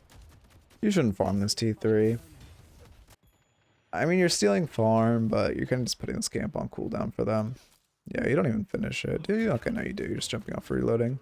If you're trying to dodge the damage for reloading, you should go behind a wall, because the time it takes you to mantle, you're slowing down your reload.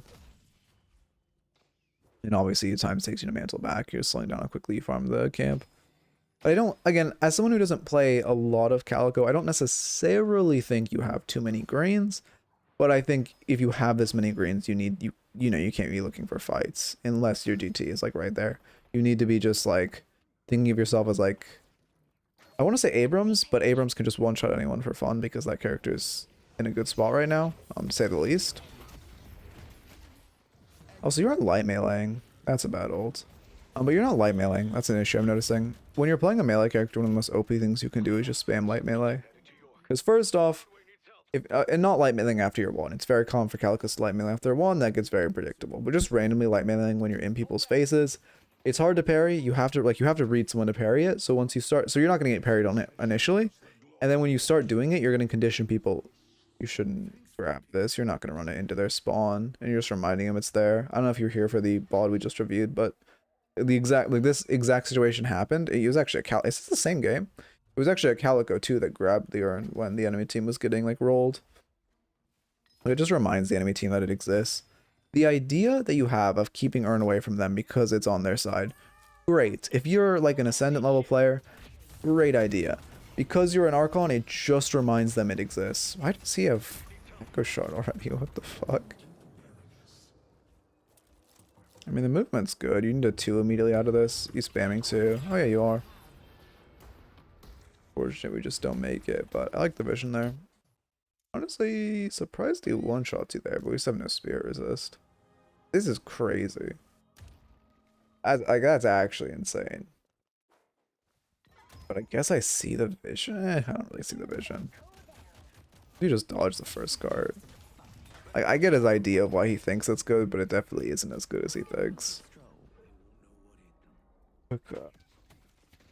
We need, okay, at this point in this lobby we just need anti-spirit. They're pretty hard spirit. Their Vin's doing fuck all, let's be honest. And their Wraith is 1 in 6, so their gun is doing nothing. Oh yeah, Vin's going support, that's why she's doing fuck all. So I would just go, like, any kind of spirit resist. Spellbreak isn't that crazy this game. I mean, it's good into Doorman, good into Vindicta. Not really good into anyone else in their lineup. Counterspell also pretty strong this game.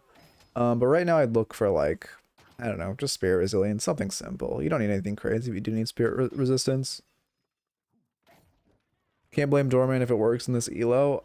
Yeah, I mean, I'm not necessarily saying, yeah, okay. Oh my god, I almost just knocked a can off my desk. Looking at map state right now with them running Urn, right? I mean, they're down 1, but he's gonna be back up. It's pretty hard for you to contest this Urn. They have both walkers. I would just try to take this mid walker. One person can shove in this walker kind of as bait, and then you just try to take mid walker. You aren't really gonna be able to contest this Urn. I would just look to pressure mid off of it. I mean, hell, your Haze can pressure base Guardians. Like, her keeping Wraith there is big. Yeah, you're coming here. As long as you play smart, you only have like a 10-second window. Oh, Shiv has Sling X. Oh, your Mina came to fight instead of pushing the wave.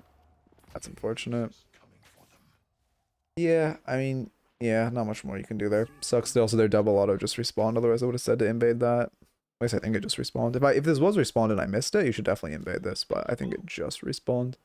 You need to come to this side wave.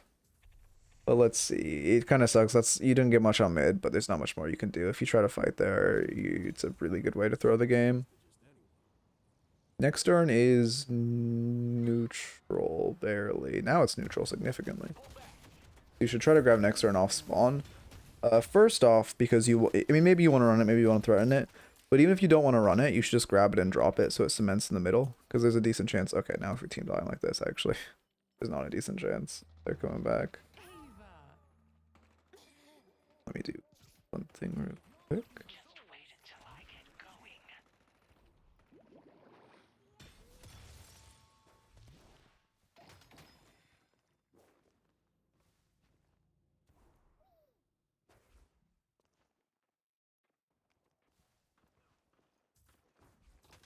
There we go.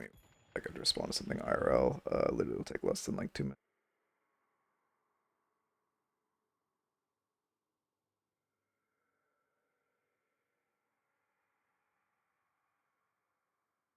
Okay.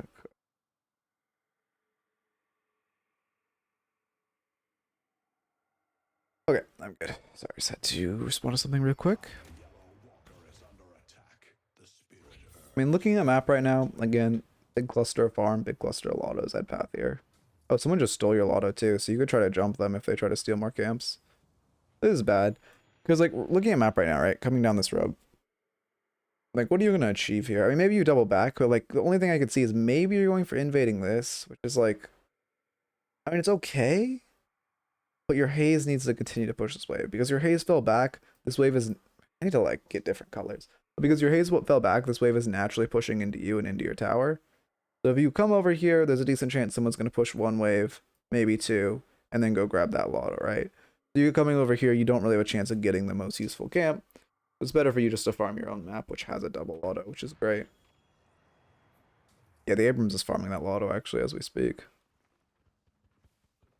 Okay, coming from mid boxes. To be fair, I guess that's good. Again, I mean, very telling gets double lotto. Okay, I don't mind mid boxes, actually. Mid boxes are very slept on. See if they're prepared for this.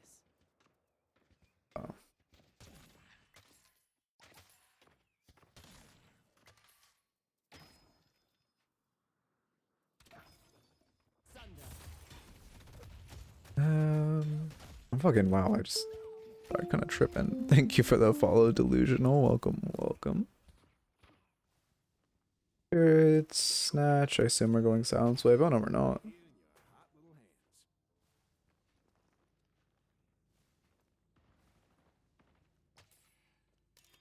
Oh crap.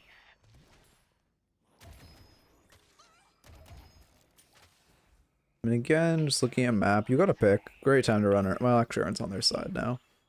So, I mean, you know, a reason why it would have been good to cement the urn as neutral is now you could have ran it, because even though now is a good urn run because you got a pick, you can't really unurn, so you're just going to defend your tower. You shove a wave, grab Lotto, try to invade their jungle, I assume. One-shot Page while you're at it.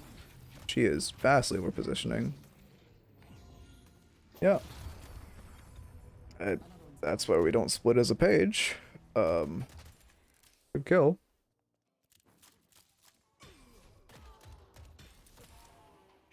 For the Lotto, I would push another wave with GT and then come back for this Lotto. Because again, you're just getting 20% extra souls for farming the wave with him, so it's nice to get it. Got Superior and Raw Spirits. I mean, this looks fine. I really don't know the Calico build now. Like I said, I know Ido has been playing some Calico. I don't know his build off the top of my head, though. Character's kind of just been so out of the meta. Like, I know items that are good on her. Like, all these items are good on paper. I'm not quite sure in the order, to be honest. He's just been so non-existent. Ooh, that sucks. T-bird it. What the fuck? You're giving 2 picks. Mid-boss. The correct call here is mid-boss. You got 2 picks. The general rule of thumb, if you get 2 picks... If you... Oh, no, this is the classic throw. If you get 2 picks and you're like, let me pause for a second to talk about this. If you get 2 picks and you're post like 22 minutes, you should always go mid, full stop. That's just a good rule. I mean, okay, not full stop. You also have good lane pro. All of your lanes are good. You have 2 picks. You're post 22 minutes. That's a mid boss, full stop. Do you know specific VODs on the 12th with Doorman are bugged or only the ones before?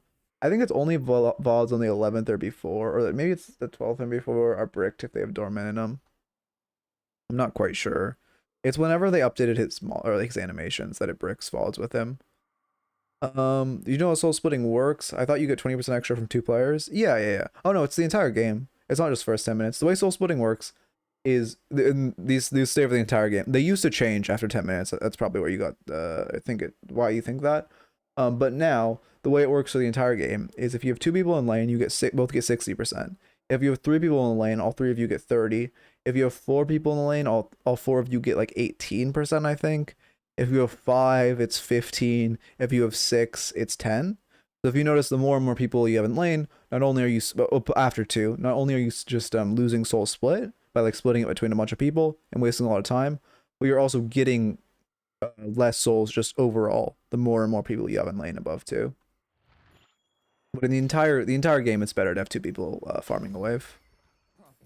Which they did change that at some point a while ago. That's you know, I wish there was like... I wish there was a better... I mean, I guess the wiki's a good database. But I feel like there isn't a time... Like, there's no way... They never explain that to you, you know? Which I guess, to be fair, I shouldn't complain because that kind of makes my whole job, but... We get Midwalker somehow. That should be a throw. Sieging Midwalker there. I've seen so many like games, like there's so many throws. Just raw sieging Midwalker when you should do a mid boss in like the 22-minute mark. But we do get mid, which is good. Manage to survive.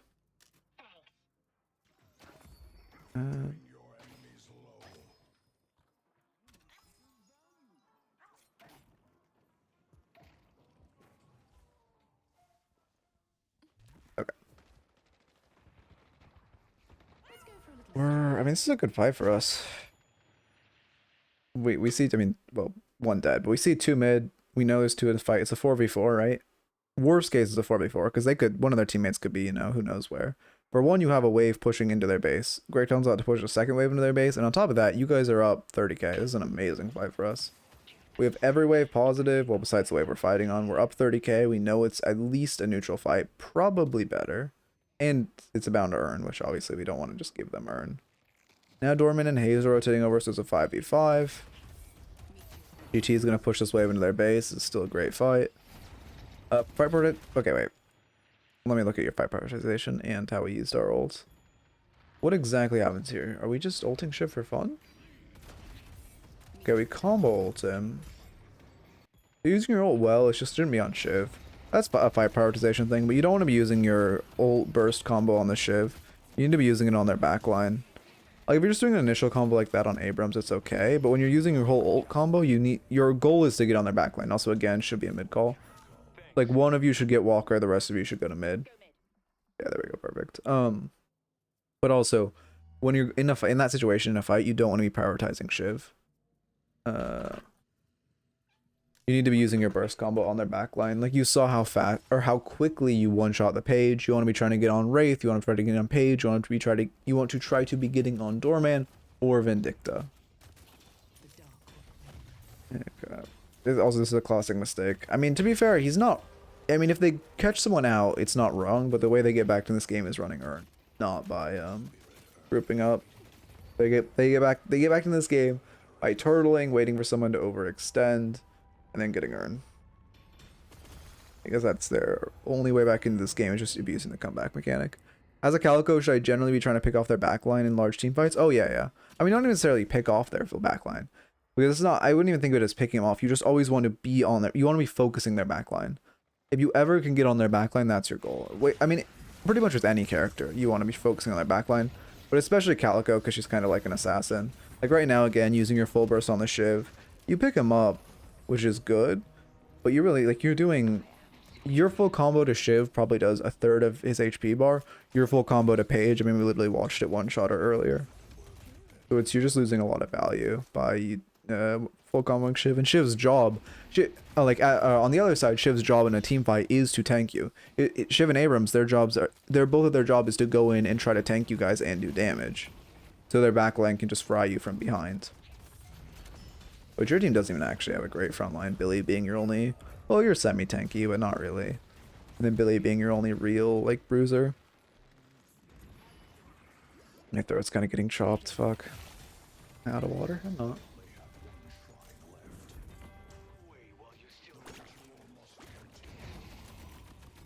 I think he must have meant to cube Mina, right? Where did she go? Oh, you should be focusing Patron before minions. I focus Patron. Okay, it doesn't really matter that much because you guys are ending the game, but while Patron's knocking, you should be clearing base guardians. Whenever you're trying to stay to end, you want to get in the habit of, while you knock Patron, you break base guardians. Yeah, there we come. A little late, but better late than never. Again, it doesn't really matter that much because this game's over, but... Okay. Bets did get punished a lot for stealing farm. Yep. And it falls. Okay, I mean, yeah, that was a good game, honestly. I mean, overall, well played. I would say, like, I mean, you're very close to being an Oracle player, honestly. Like, there were, like, I can see why you're in Archon right now, but honestly, it's the mistakes that you have barring you from Oracle are small. Again, that's assuming you play every game at this level and like this. First off, I mean, our lane was played fine. Biggest thing in lane, again, something that's huge for, like, a huge differential between, like, Oracle and Archon players is like just monitoring other people's abilities, especially stuff like, I mean, in lane Doorman Door, Vindicta stake, but especially, I mean, and then on top of that, their ults as well. Like Doorman ult, again, just walking up into Doorman ult is so scary because he can just ult you and put you in a tower for free, and just making sure we're monitoring his abilities and his ult. If he wastes his cart, you know he's in a bad position, especially when he has stun on his cart. That's like he really relies on that cart for his damage. He didn't actually use his, I don't think he used his door once in lane. So I guess he wouldn't really have had to monitor that. But we also, you know, thinking about the door. Yeah, I mean, wow, GT did so much damage in lane. But just thinking about the door as well. And mostly that's the biggest thing, is just monitoring their abilities, especially that Vindicta stake. By far the biggest thing there is the Vindicta stake. Is it bad that I only got 4 kills this game? I mean, don't look at kills, look at kill participation. Your team got a total of... Actually, a fuck ton of kills. 23, 31, 33, 37, 41, and you had a KP of 17, so like 30%. Yeah, that kill participation is pretty bad. But never look at your kills, look at your kill participation, which is kills plus assists. So yeah, you should have been in more fights. Your kill participation is pretty rough, all things considered. But then also, I would clean up. I don't mind the invades. I don't, like, you invaded that double auto very early, but after shit went south, you never tried again, which is good. It's like, you know, at this elo, poking the bear like that gets worse and worse, but I'm glad once you did it, you learned from it, right? It was clear, just like a limit test of, are they actually going to respond to me invading this? The answer was no, or the answer was yes, so we didn't do it again. So that was good. The only thing I'll say is when you're trying to invade, you need to make sure you always have wave states in your mind. You don't want to invade when both waves are shoved into you. And that's, you know, when we did invade, and ultimately why we got punished. If we had both waves positive, it's pretty unlikely that there would have been anyone there. So trying to invade when we have positive waves, not when we have waves shoved in, is really big. And that's super important. Another big note, and this is pretty easy to clean up, but this will be like a huge difference maker in how useful you are, is just focusing their like backline whenever you can. Just try not to use your combo on the Shiv. Try not to use your combo on the Abrams. If you can get under their backline, you can one-shot everyone here. Everyone besides Shiv and Abrams. Maybe Wraith can tank a tiny bit. You one-shot Page. If Dorman doesn't have cart, you one-shot him. Otherwise, he has really good self-peel. What the fuck is this build? You one-shot Vindicta. So trying to get on them is really big. Again, I mean, all these items are solid on Calico individually. If there's a Calico build I recommend as someone who doesn't play a lot of... Is that just going to be on my screen now? As someone who doesn't play a lot of Calico, it is... Do I have it here? Oh, no, I have the build for the video. It is Eidos. Which I always type wrong. Oh my god. It is Eidos. I can search correctly like a human being. This is actual build? No, this is... Names of... This... Wait. What the most popular? Okay, yeah, this is the right build. This build's really solid. Pretty much what you had. I think it's... I mean, Backstabber is the only thing that's that different. Battle Vest as well. Rest looks very similar. But I recommend this build. And then... I honestly think those are the biggest notes, though. Like, overall, you played well. Just, you know, being in tune with where waves are. I mean, we could have maybe played a little more for Earn, but it was on their side for most of the game. Oh, there was that time at 22 minutes where we killed 2 and we should have gone mid. But instead we chose to siege mid walker. It worked out, but I literally just made a video on how that is the most classic throw of a game. Is you get like 2 kills at like 22, 24 minutes. And then your team's like, okay, let's go brute force siege the mid walker, and you're in that massive choke point, and they just hit you with like a page hits all of you. Some massive AOE team vital hits you, and you all just get rolled. Like, that is a classic way to throw a massive lead. So we should be a little careful with that and be more in tune to getting mid boss first. But yeah, those are the biggest notes. Anyway, watching on YouTube, I hope you enjoyed and keep it real. That'll need a little bit of editing, but I think that's a pretty solid YouTube VOD. Okay. Yeah, I would love... Oh yeah, of course, for the review. I might have already said. Mentally speaking today. Let me find someone to raid. I would love to keep streaming, but I can feel in my throat that if I stream more today, it's just going to be time out of tomorrow's stream. Deathy's streaming with 0 viewers. He just went live. Quick raid him. We'll double, I guess, infinitely add to his viewers. No one I normally raid is live. Shit.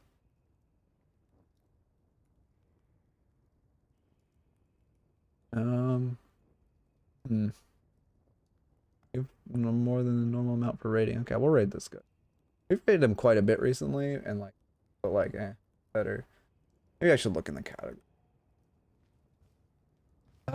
Sort by language. And there's a lot of people streaming this game who are smaller creators now. Oh, there's too many. I don't know. There's so many people.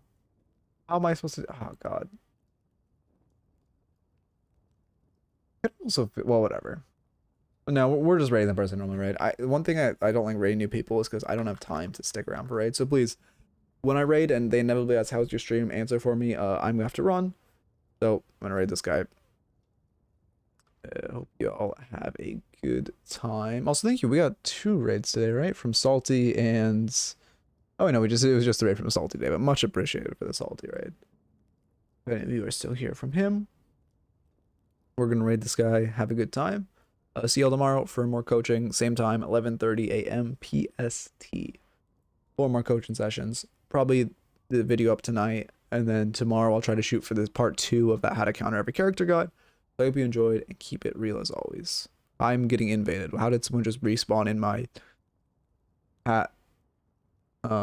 Anyway, bye. Okay, as always, VOD watchers, you're my favorite. Peace. Oh, and actually, VOD watchers, if it,